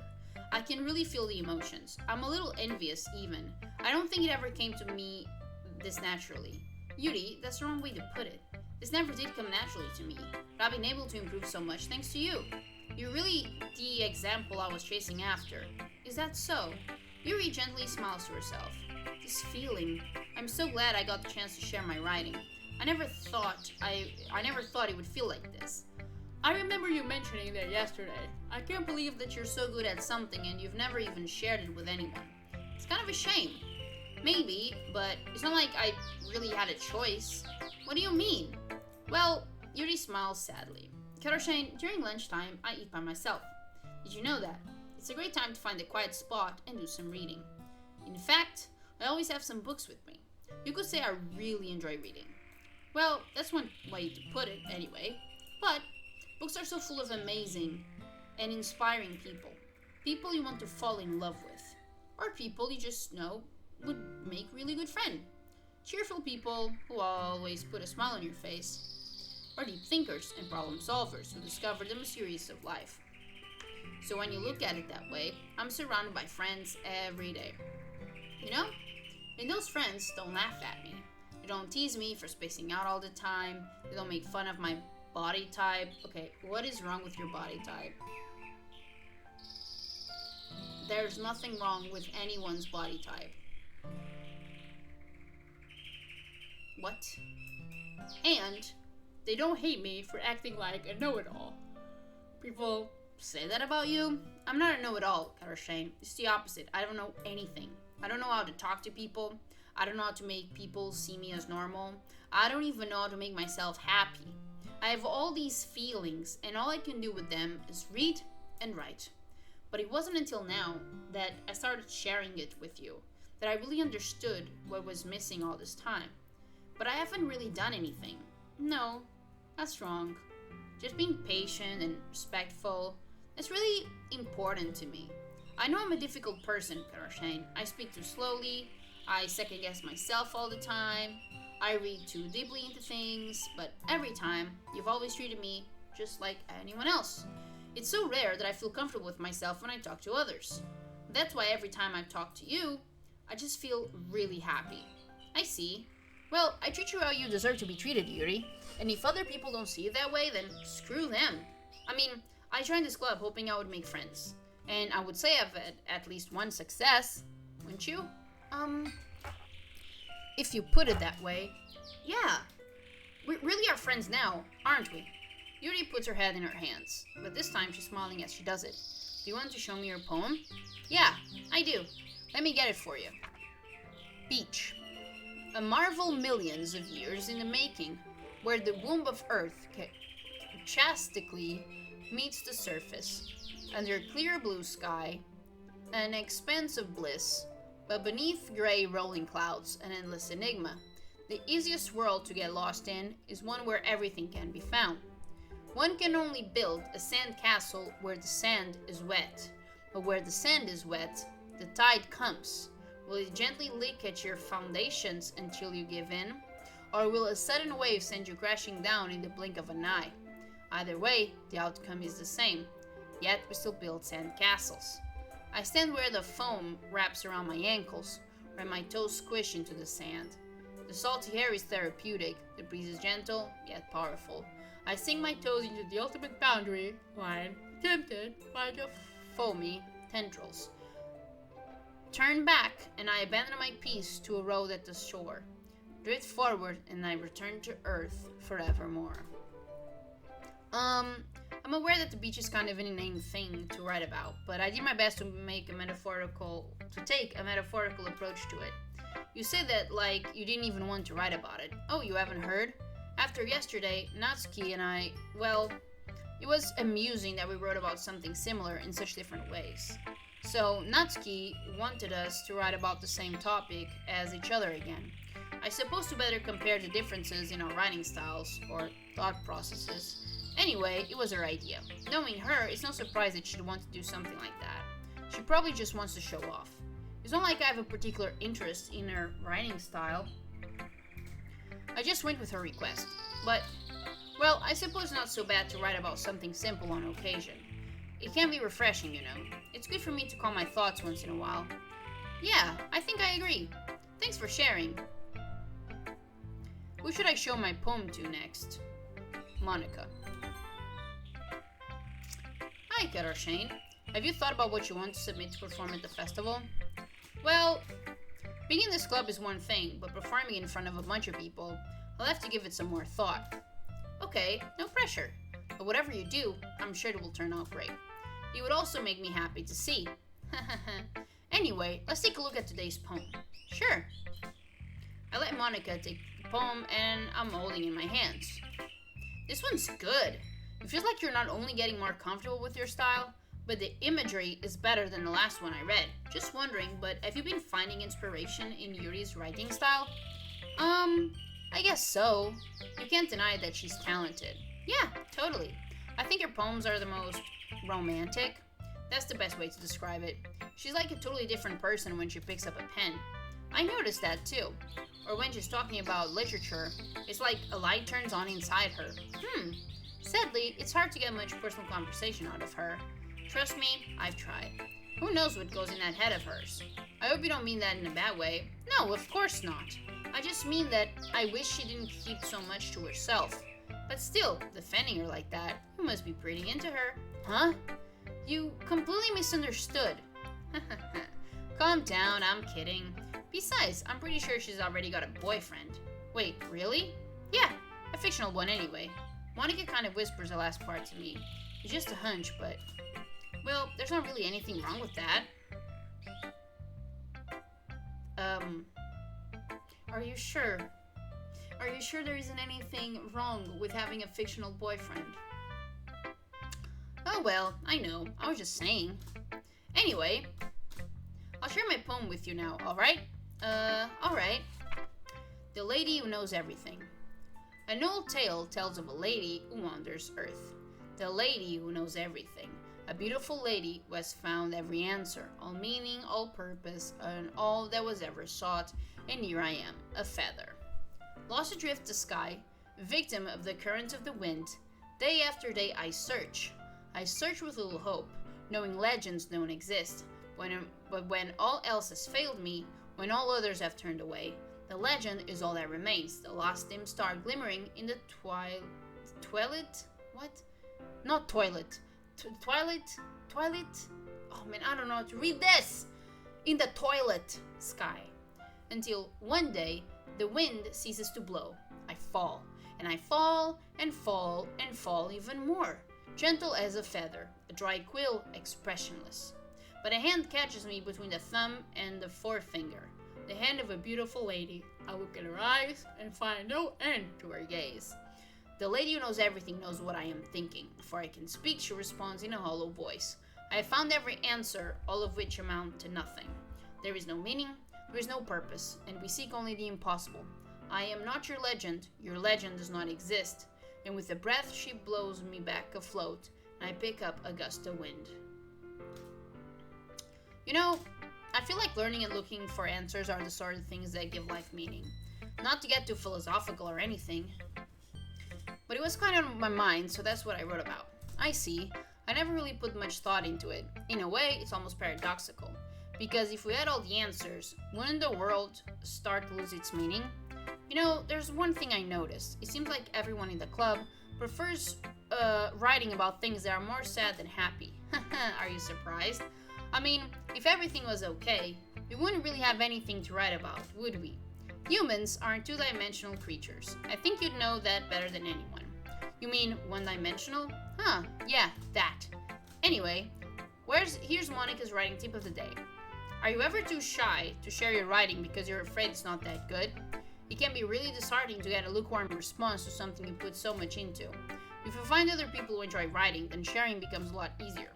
Because instead of just telling you that your writing is good, or okay, or bad, they'll want to focus more on everything that went into it and the things you can work on.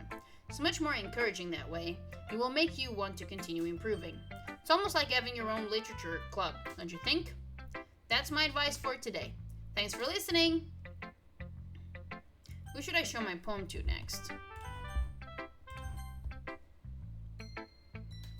This one's alright. Alright? Well, yeah, not as good as yesterday's anyway. I see what you're going for, but it's just not really my style. I mean, that's fine. I'm mostly just glad that you're trying a little bit. Well, of course I'm at least trying. Why are you so emotionally invested in my poems anyway? Isn't that more of a compliment to me? Huh? No, gross. It's not like I care. It's just that one of us in this club has to make sure you're not slacking off.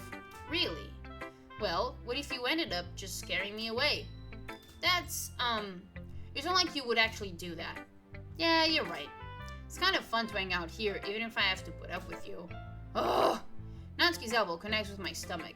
Oh, maybe I won't mind scaring you away after all. I was just joking. Oh, I know. Don't worry, I was too. Ha ha ha ha. How the hell do you call that a joke? That seriously hurt. Well, maybe it was funny to her. I guess that's kind of the point. I should really just watch my mouth around Natsuki. Anyway, Natsuki holds her poem out to me like nothing ever happened. I'll be your beach. What? Your mind is so full of troubles and fears that diminish your wonder over the years. But today, I have a special place, a beach for us to go. A shore reaching beyond your sight, a sea that sparkles with brilliant light. The walls in your mind will melt away before the sun glow. I'll be the beach that washes your worries away. I'll be the beach that you daydream about each day. I'll be the beach that makes your heart leap in a way you thought had left you long ago. I'd spare your heavy thoughts in a pile of sand, bathe in sunbeams and hold my hand. Wash your insecurities in the salty sea, and let me see you shine. Let's leave your memories in a footprint trail, set you free in my windy sail, and remember the reasons you're wonderful when you press your lips to mine. I'll be the beach that watches your worries away. I'll be the beach that you daydream about each day. I'll be the beach that makes your heart leap in a way you thought had left you long ago. But if you let me by your side, your own beach, your own escape, you'll learn to love yourself again. Sorry, it's just my cannery. He wants to play a little bit. Yeah, I felt like I kept writing about negative things, so I wanted to write something with a nice message for once. Besides, the beach is awesome. Kinda hard to write anything negative about the beach. Well, Yuri's take on it was a little more solemn. Well, that's... Jeez, she better not have said anything bad about mine. After all, she was the one who wanted us to write about the same topic. Ugh, you can really see her doing that too. Making us write about a simple topic, then trying to impress me by coming up with something all fancy. Well, it's not like I care. I just did it anyway. I mean, I guess mine ended up being kind of metaphorical too. There's nothing wrong with doing that once in a while. At the very least, it was good practice. Okay, you three. We're all done sharing poems, right? Why don't we start figuring out... Hold on a second. Is it just me or did you say something strange just now? Huh? Something did sound a bit unusual. That's right. You deviated from your usual catchphrase when addressing the club. catchphrase. I don't have a catchphrase. Jeez. Why is the mood so weird today? Look, even Yuri isn't immune to it. Stagnating air is common for foreshadowing that something terrible is about to happen. In your books, maybe. Look, the only thing different is that Sayuri isn't here. Huh. It seems you're right. Sayuri always helps lighten the mood a little bit, doesn't she? It's almost like everyone's balance is thrown off a little when she's not around. Where the heck did she run off to anyway? I thought she just went to pee. Natsuki, please show some decency. Oh, come on! She actually wasn't feeling too well and went home early. Is that so? I hope she's alright. Seriously? Of all the times to not go home with her, you picked the time she's not feeling well. Thank you! Natsuki, I don't fuck with you, but I fuck with you right now. Thank you! Thank you! So much for you two being all lovey-dovey. Okay, too far. No! First of all, stop misunderstanding my friendship with Sayuri.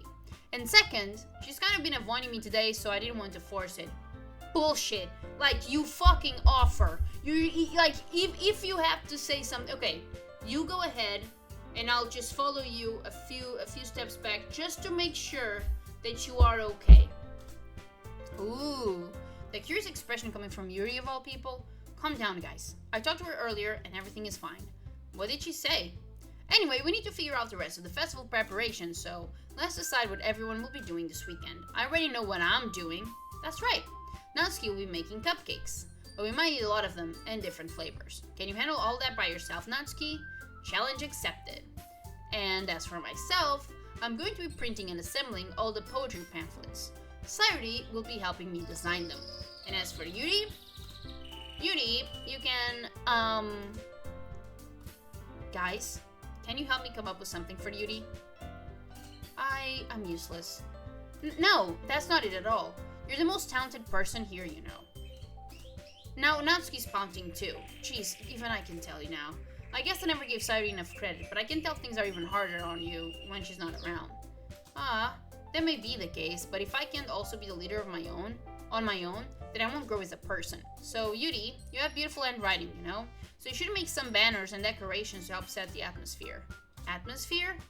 About that, I love atmosphere. Yuri's expression suddenly changes as she stares at her desk in focus and starts nodding to herself. Your mind's already racing, I see. That's great. You'll be a wonderful help, Yuri. But anyway, just leaves you, Karoshane, the one who is truly useless. Don't say that. In fact, both Natsuki and Yuri have some pretty heavy tasks to handle. It would probably go a long way to give one of them a hand. You could always help me out as well. I would be really appreciative of that. Is Monica suggesting I spend the weekend with one of my club members? On what earth are they going to respond to a suggestion like that? I suppose I wouldn't mind a bit of help. Well, even if you don't know how to bake, there's always some dirty work I could give to you. So like Monica's going to give me a choice, and you shouldn't be sitting on your butt anyway. Natsuki tries to mumble a bunch of excuses like that. If I recall, Natsuki, you mentioned that you would like to handle the baking on your own. Karoshane may not like to be around if you only make him out to be a nuisance, so therefore, he may be more suited to assist with the decorations. Hold on, I never said that. How hard could it be to make a few decorations anyway? Sounds more like you're just making excuses for Karoshane to... What are you saying? It would be extremely meticulous work, and baking isn't? Just what do you think? Come on, guys, let's settle down for a moment. In the end, I think it's up to Karoshane to decide how he'd like to contribute. Besides, he hasn't really gotten a chance to spend any time with me yet, you know? So I'm sure he's interested in... You literally just said...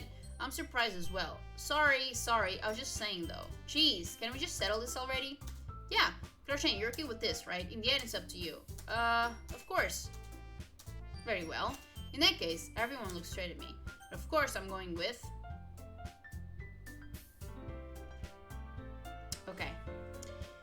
If Sayuri was not an option, I would actually go with Natsuki, and I'll explain why.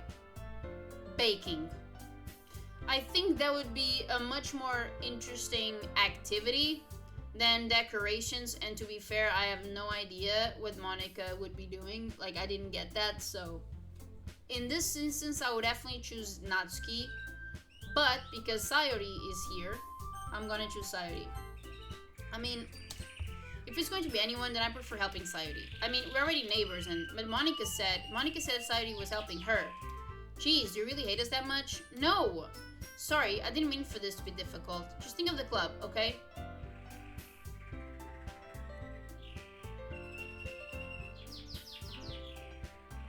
Okay, following that logic, why would Monica be a choice?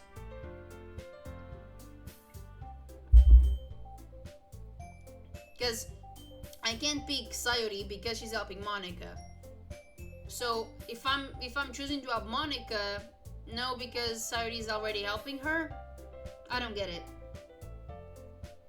Natsuki. Well, baking sounds like could be fun, and you guys made it sound like a lot of work, so you could probably use 2 people. Don't worry, baking is a ton of fun. You'll definitely agree. Huh? Just a minute ago, you were saying that's because... Never mind, okay? Well, anyway, you'll be fine by yourself, right, Yuri? Of course. I'm used to it after all. That's good. Even though Yuri's being melodramatic, it's a little hard not to feel bad. So that's everything, right? Anything else we need to talk about? No, I think that's it. Are you guys excited? Yes. Everything except performance is gonna be awesome. I don't think that really counts. What about you, Karoshane? Me? I guess you could say I'm interested to see how it will turn out.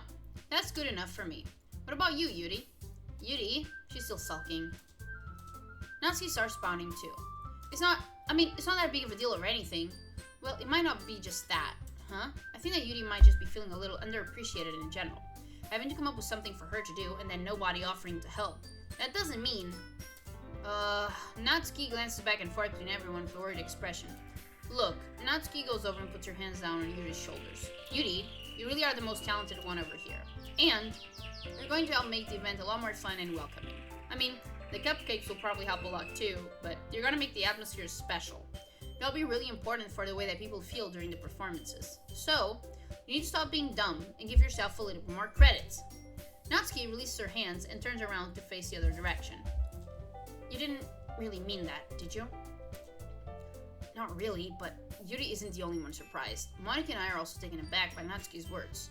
Natsuki of all people to be saying such encouraging things. But I begin to understand. Natsuki was trying to sound like Sayori. Even if it didn't work perfectly, I can tell that she tried to say something Sayori would say at a time like this. Because Sayori always helps everyone smile and feel good about themselves. I'm sorry for being dumb. I'm going to do my best. And all of us are going to make it a really great event. Yeah! I hope to see everyone do their best. But with that, there's nothing more for today. So I guess it's time for us to head out. Okay, but I'm staying here a bit longer. I barely got to do any reading today, so fair enough. There's nothing wrong with that. Everyone packs up their things. I start to follow Monica and Yuri out the door as they chat between each other. Where are you going? Huh? We still need to figure out our plans for this weekend. You literally would have gotten home and realized that you didn't even have a way to contact me. Oh, that's true. I have no idea how that slipped my mind. Geez, good thing I stopped you. I'm giving you my number, okay? You better not make it weird or anything. Why would I do that? Natsuki gives me your number. Okay. I'm coming over on Sunday. I'll bring all the ingredients. Wait, you're coming to my house? Well, yeah. What's wrong with that? I mean, I just figured that since I'm the one helping, I would be going to your house. Yeah, right. Like I could have a girl over at my house. My dad would kill me. Really? That's kind of strict if you ask me. Yeah, how do you think I feel? I can't do anything when my dad is home. Anyway, I just needed to complain for a second. We have each other's numbers now. That's all I need from you. So I guess I'll text you when I'm coming over. Alright, fine by me. Yeah, I'm really gonna show you why I love banking so much. So you'd better look forward to it. Oh? Then you say you were just going to give me dirty work? Well, I was just saying that. It's not like I could act like in front of everyone that I was looking forward to this. Wait, really? Well, kind of. Just because I never got to bake with someone else before. That's all it is, so... Alright, I get it. Sorry for overreacting. Anyway, I'll be heading out now. See you on Sunday. Never mind. I can't believe this. Natsuki is going to be coming to my house on Sunday? Even though I would have preferred to do the Sayori. My anxiety still shoots through the roof. I guess I've gotten pretty used to handling her at this point, but who knows what might end up happening when we're outside of school. She even told me she was looking forward to it. I shake my head. Why do I feel nervous as Sayori finds out about this? It's not like we feel that way about each other. Besides, like Monica said, this is about the club. I have nothing to worry about. If I just go with it, then I'll have a good time. It's already Sunday. Been getting increasingly anxious about Natsuki's upcoming visits. I keep telling myself there's no reason to be nervous, but it doesn't help much. I wonder if she'll act any different when it's just the two of us. Meanwhile, she's been texting me a lot. We sent each other one text after exchanging numbers to double check, but it turned into conversation. She's almost a different personality on the phone, using tons of emoji and cute language. She also really likes complaining about things, but I kinda saw that one coming. But putting Natsuki aside, I haven't heard a thing from Sayori since she left the club early the other day. It's not like we texted all the time or anything. You are a terrible friend! But I've been worried about her in the back of my mind. Between what Sayori said and what Monica said, is it really okay for me to put Sayori's feelings aside when she might need me? No! I decide to visit Sayori before Natsuki comes over. I have a really bad feeling about this, people. Rather than asking, I simply tell her I'm coming over, which like we've done in the past. Once I reach Sayori's house, I knock on the door before entering myself.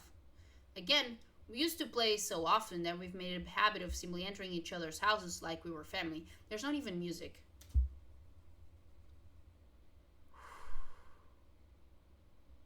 Oh, people. The house is quiet. Sayori isn't anywhere on the first floor, so I assume she's up in her room. It's already strange of her not to run down and greet me. I head up to her bedroom while I finally find her. I'm fucking scared. Sayori? Oh, you're fine. Oh my goodness, woman. You fucking scared me, seriously. Hi, Kata-Shane. I sit down in her room. Sayori forces a smile, but it's easy to tell her that she's different. There's a minute of silence between us. You haven't come over like this in a long time, have you? I guess you're right. It has been a long time. Not much has really changed, has it? Sayori's room is as messy as it always been. I also recognize the same stuffed animals and wall decoration that she's had for years now. If you came over more often, it wouldn't be such a mess. That's because I end up cleaning it for you. How come you suddenly wanted to come over today? Aren't you supposed to see Natsuki today? First of all, how would you know that? And second of all, yeah, but...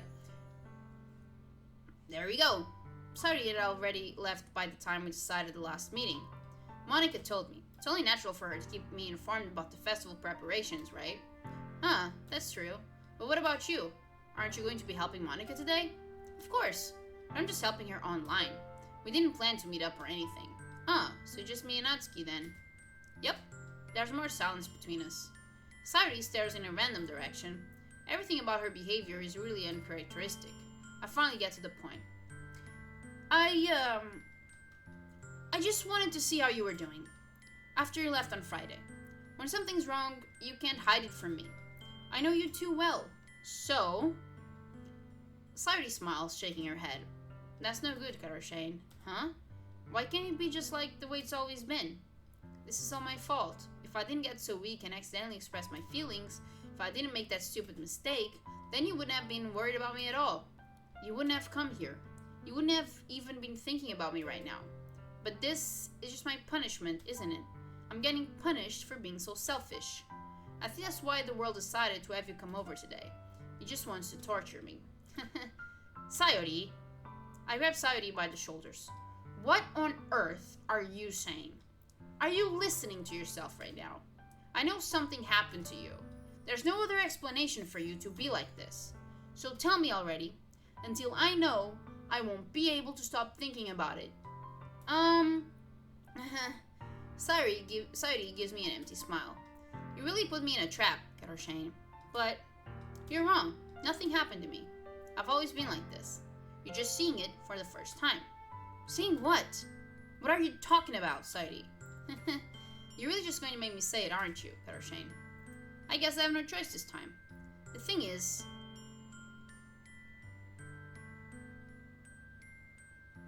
I've had really bad depression my whole life. Did you know that?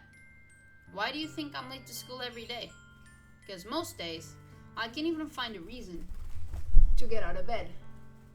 What reason is there to do anything when I fully know how worthless I am? Why go to school? Why eat? Why make friends? Why make other people put their energy and caring to waste by having them spend it on me? That's what it feels like. And that's why I just want to make everyone happy, without anyone worrying about me. I'm in shock. I can't even figure out how to respond. How is it possible that Sayori kept this from me the entire time that I've known her? Did she really want so badly for me to just not think about her? Why, Sayuri? Huh? Why is it that you never told me about this? It almost feels like I've been betrayed as your close friend, because if I knew, I would have done everything I could to support you. Even if there's only so much that I could do. I would have tried a little bit harder to make every day a little bit better for you. That's why I am your friend. All you had to do was tell me. You don't understand at all, Shane. Why do you think I didn't tell you? Because if I told you, then you would have to waste effort caring about me instead of doing important things. I don't want to be cared about. It's bittersweet when people try to care about me. It feels nice sometimes, but also feels like a bat being swung against my head. That's why I wanted so badly for you to make friends with everyone else. Helping everyone be happy together is the best thing for me. But then I discovered something else too. Seeing you make friends and get closer with everyone in the club, it feels like a spear going through my heart. So that's why. That's why I decided the world just wants to torture me. Every path leads to nothing but hurt. You're right that I don't understand. I don't understand your feelings at all, Sayuri. But I don't need to understand. Whatever it takes for me to help you stop hurting, that's what I'll do. No, Shane, there's nothing. Nothing at all. The only thing that could have helped is if everything could be like it always was. But I was selfish. I finally showed you what a horrible person I am. Tears streaked down Sayori's face. I made you join the literature club because I was selfish. And I was punished by my heart hurting in a way that I couldn't understand. And now you came here, and I made you hurt too. I'm just weak and selfish. That's all I am. And that's why I'm going to accept these punishments. Because I deserve every last one. Without thinking, I once again grabbed Sayori's shoulders. This time, I pull her into a tight embrace. Shane, Sayori, I don't care if you feel selfish. I'm really happy that you convinced me to join the club. Seeing you every day makes it worthwhile enough. If I make friends with everyone else, then that's just a bonus. But please never underestimate how much I care about you. I won't have it any other way. Shane, Sayori isn't hugging me back. Despite my arms being wrapped around her, Sayori's arms remain at her sides. She starts sobbing next to my ear. No, don't do this to me. Please don't do this. Shane, Sayori barely manages to speak between her sobs. I don't know if I'm doing the right thing, but all I want is for her to know that I care. If you have it in you to call yourself selfish, then you have to let me be selfish too. No matter what it takes, I'll figure out what needs to change. I'll make these feelings go away. If there's anything that you need me to do, then you'd better tell me. I'll get mad if you don't. I don't know. Gently, Sayori finally puts her arms around me in return. I don't know anything. It's all really scary. I don't understand any of my feelings, Shane. The only time I'm not feeling nothing is when I'm feeling pain. But your hugs are so warm, and that's really scary too. Sayori lets me go. As she does so, I let her go as well. The festival is tomorrow. Yeah, it's going to be fun, right? Yeah. How would you like for me to spend it all with you? It's what I want, I promise. I think that would be nice then. Yeah. Sayori wipes her eyes. If I could spend the whole day here, I would. Of all days, this has to be the one where I have other plans. Maybe I should cancel. No, don't. Please don't. If you did that, then I really wouldn't forgive you. But it's almost time for Natsuki to meet me at my house. At the very least, do you want to come along and help out? It would be fun. To my surprise, Sayori shakes her head. I'm sorry. I don't know if that would be very good for me today. You understand, right? It's kind of hard for me to fully understand, but I'm trying my hardest. It's okay. Don't worry too much about it. I'll see you tomorrow, okay? Alright, I'll look forward to it. I say goodbye to Sayori and exit her house. On the way home, I find myself still feeling uneasy, but it's hard for me to keep thinking about it when Natsuki's about to come over too. I think Sayori is right. I shouldn't be worried too much, and we're definitely going to have a great time tomorrow. I should just focus on what's ahead of me. I spend only a few minutes back at home, anxiously waiting Natsuki's arrival. Before I know it, she texts me to let me know she's outside the front door. Without delay, I opened the front door to let her in.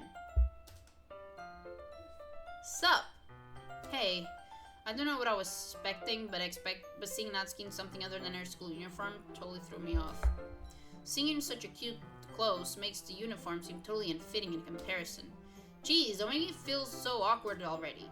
It's gonna be a long afternoon, so don't be weird just because you're not used to seeing me outside of school.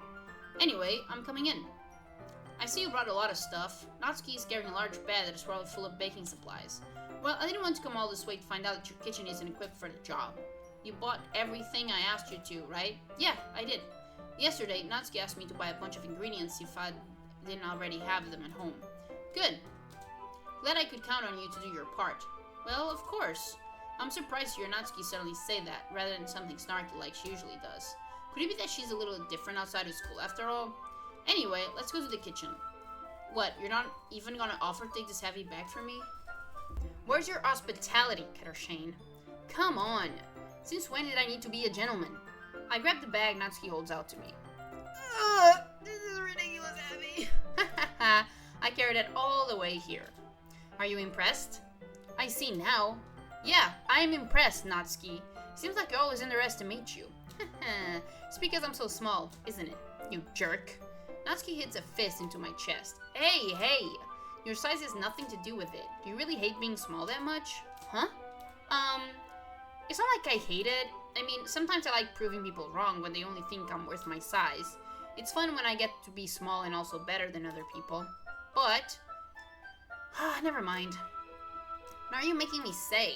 Don't think you can make me talk about weird things just because we're not at school. Are we getting started or what? There's a lot of stuff I gotta teach you. What? That's a little bit more like you. You're more fun when you just speak your mind like that. Hey! Now you are treating me like a kid. I was just trying to be a little nicer to you, you know. And just because I don't have a mature and sexy figure like Yuri, doesn't mean you should treat me like... What the fuck? Natsuki catches her words, and her face turns red. Natsuki, forget it! I didn't say anything! I should apologize, huh? I appreciate that you were trying to be nicer. I should have been a little more considerate too. But also, if that's what you're thinking, then you should know that there are tons of guys who are into body types like yours. How would you know that anyway? Just trust me on this one. Gross. Hey! What was that to me? Who else? Man, let's just get started already. Haha, you get all sour when a girl calls you gross. I finally found your weakness, Shane. Natsuki smiles deviously. Please spare me.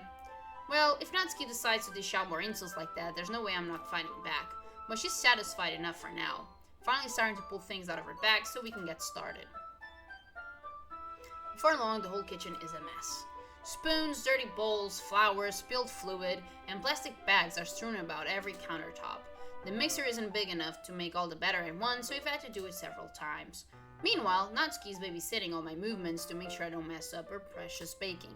Kuroshine, where did you put the food coloring? The batter is going in the oven soon, so I need to fill the trays. I think it's still in the bag next to the table. What are you using it for? To color the batter, of course. I'm making each tray a different color. That way, even if the flavors aren't different, everyone can still pick their favorite. Ah, that's a cute idea. Are we doing anything like that with the icing?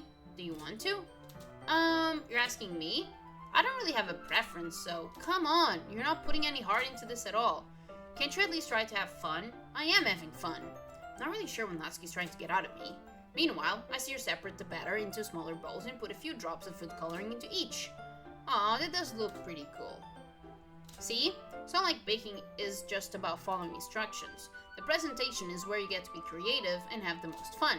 It's a million times more worth it in the end if just looking at it makes everyone's eyes lighten up. Like the ones you made on my first day, huh? I recall Natsuki proudly presenting your cat-shaped cupcakes and Sayori and Monika's delighted expressions. I wonder if I can make Natsuki proud like that too. Yeah, maybe I will use the food coloring then. Sounds like you're starting to understand. Just make sure you completely finish mixing the icing before you mess with the food coloring. Yeah, it's getting there. We were using the electric mixer for the batter, so I got stuck with the whisk and a huge bowl for the icing. Huh? The icing's still all lumpy. Are you even trying? Well, yeah. I'll just take a little longer. Jeez, I'll be here all night if you do like that. Here, look. Natsuki grabs a whisk from me and uses her other hand to tilt the bowl back. Really need to beat the crap out of it. After a few seconds, the consistency of the icing has already improved. See? As if to emphasize, Natsuki sticks a finger in the icing and pops it into her mouth. I reluctantly start to do the same. Hey! Natsuki suddenly grabs my wrist. I don't want your gross fingers in my icing. Your icing, eh? Are you forgetting who did all the work? I start to fight back, trying to inch my finger towards the bowl.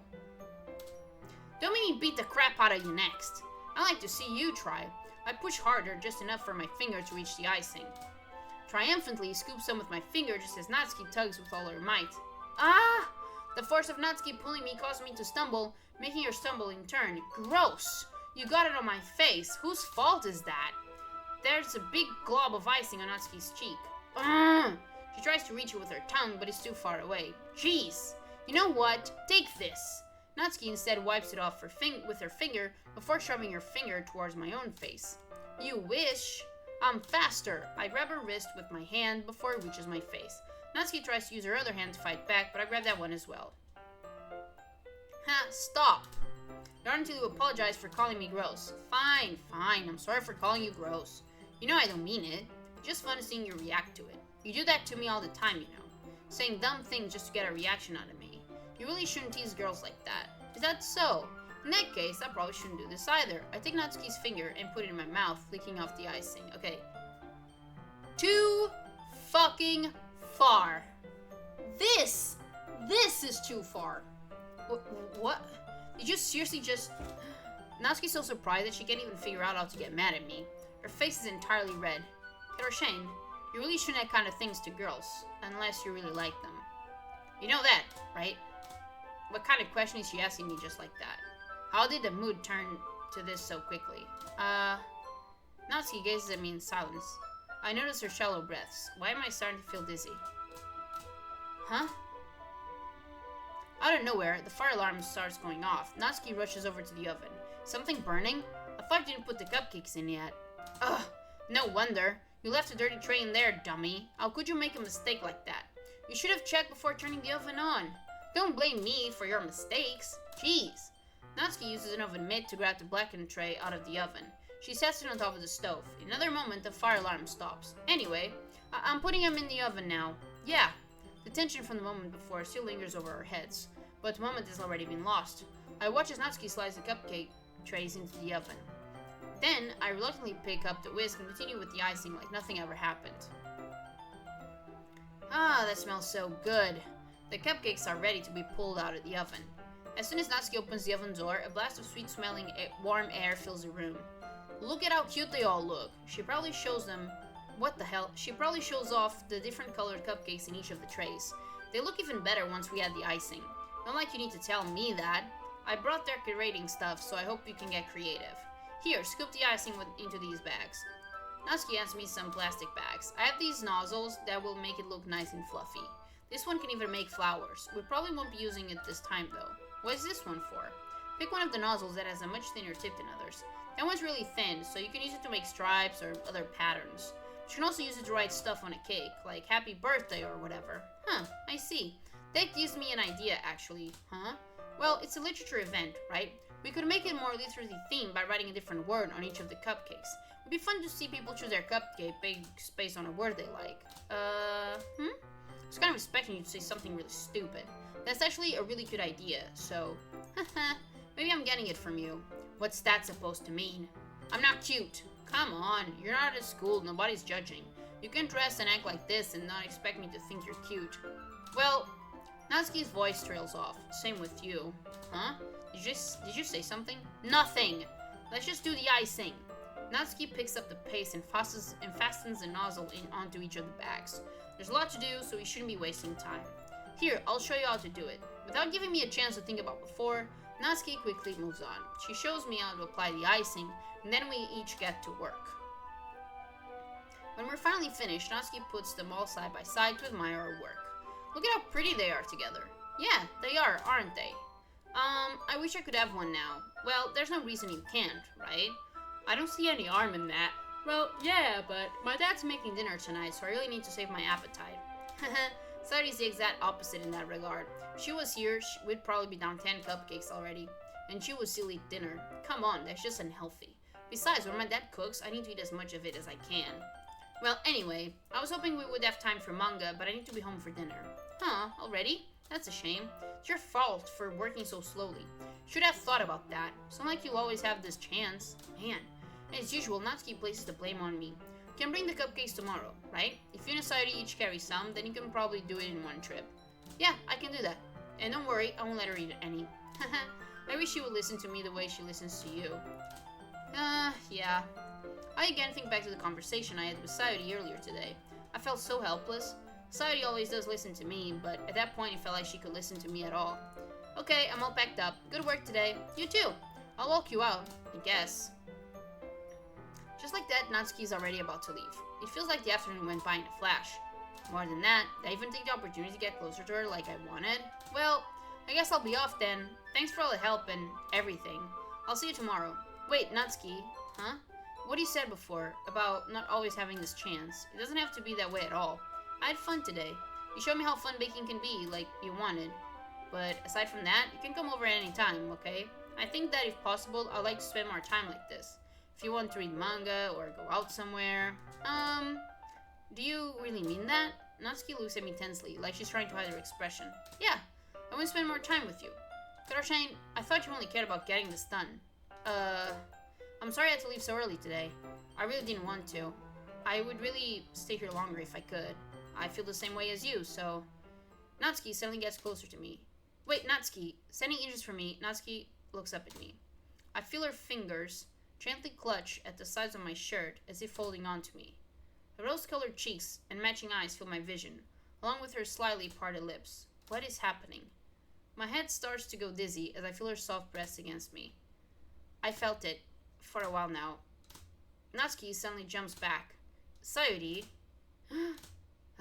Hi, Kara-shine. Sayori! Just now we weren't... It's okay, Kara-shine. I just stopped by to say hi. Well, you should have come a little earlier. I'm already on my way out, so... Aw, really? That's too bad. Yeah, well... I'll still see you at the festival tomorrow, so it's fine. Just don't eat any cupcakes before then. Anyway, later... Clearly flustered, Natsuki hurries off, and Sayori waves goodbye. Sayori? I thought you didn't want to come over today. Well, I tried staying in my room, but my imagination was being really mean to me, so I had to come here and see it for myself. See what? What are you talking about? You know, how much fun you were having with Natsuki, and how close you got to her. It makes me really happy that you've made such good friends. That's all that matters to me. Tears start to fall down Sayori's face. It's all that matters to me. Why am I feeling this way, Kara-shine? I'm supposed to be happy for you. Why does it feel like my heart is splitting in half? It hurts so much. Everything hurts so much. This would be so much better if I could just disappear. Sayori, don't say that. It's true, Kara-shine. If I wasn't here, then you wouldn't have to waste your sympathy on me. You wouldn't have to put up with me being selfish. Monica was right. I should just... Monica? Monica was right about what? Sayori, what I said before is true. I'm not going to let this continue. Caring about you like this isn't a burden on your mind is making it out to be. It's something that makes me happy. It's something that I wouldn't trade for anything else. So, if it takes an entire lifetime, I'm going to be by your side until you don't feel any more pain. But, Sayori looks away. I put a hand on her shoulder to reassure her. I'm scared, Kara-shine. I'm really scared. What are you scared of, Sayori? I'm scared that I might like you more than you like me. Sayori, it's true, isn't it? I was weak and started to like you too much. I did this to myself. Kara-shine, I like you so much that I want to die. That's how I feel. And that's enough, Sayori. I don't want you to hurt anymore. I slap my hand down Sayori's arm and squeeze her hand into my own. Do you remember how I said I always know what's best for you? Do you still believe me? Wordlessly, Sayori nods. Even if you don't understand all of your own feelings, I know what you need the most right now, and that's what I'm going to give you.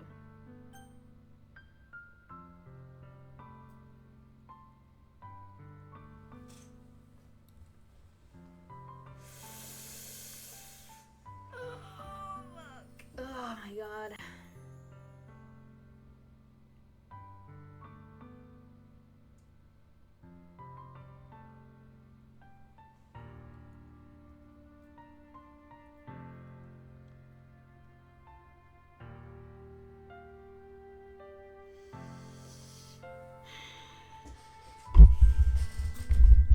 I don't think there's a correct way to address this because the way that I've been playing is no, I'm not in love with her, but I genuinely care because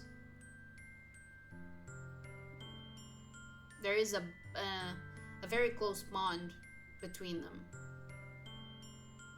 But I also believe that saying the second one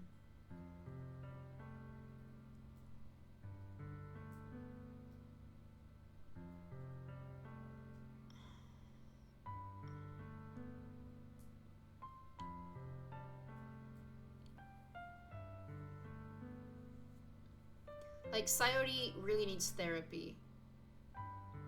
Sayori needs therapy because the sort of love, I mean, honestly, I don't think it's love. I think it's an obsession. Um, she needs therapy. And while in the short term, I think the I love you will be better for her, will be worse for us. And saying you'll always be my dearest friend, that will hurt her a lot. Because she expects us, she expects a relation, like a romantic relationship out of us. And by saying you'll always be my dearest friend, that's just not gonna match with her expectations. Which will in turn hurt her a lot more, but we wouldn't be leading her on. Because, and right now, the only thing that would help Sayori is therapy.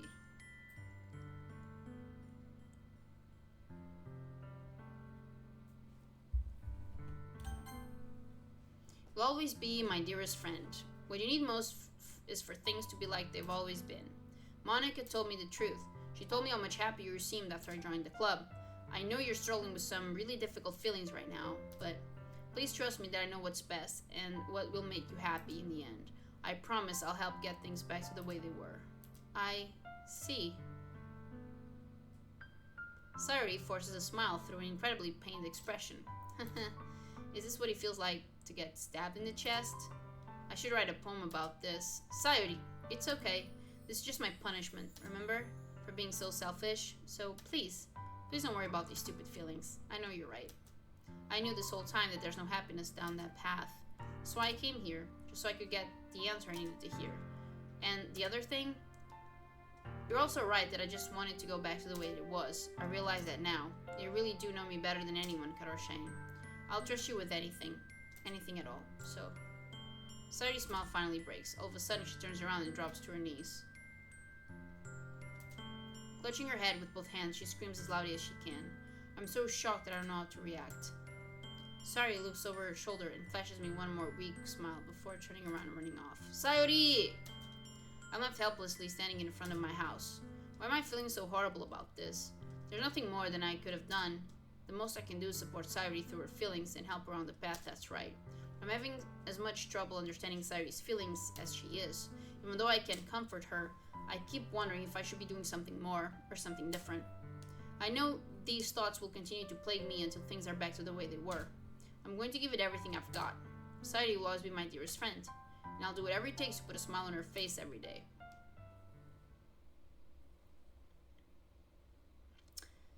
Well, today is the festival, and I think it's a really good place for us to stop here because a lot has happened.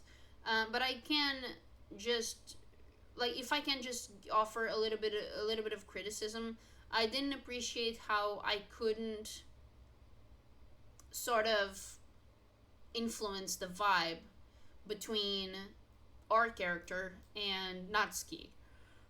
Because up to this point, I've never gave Natsuki the time of day. Like, it's not like I don't care about her, it's just like, it's absolutely platonic. I mean, it's just acquaintances, you know? And it just went immediately to romantic vibe, here. So, I wish the game was a bit more versatile, in that regards with choices, let's say. So yeah, guys, thank you for watching. I really appreciate it, and I'll see you soon.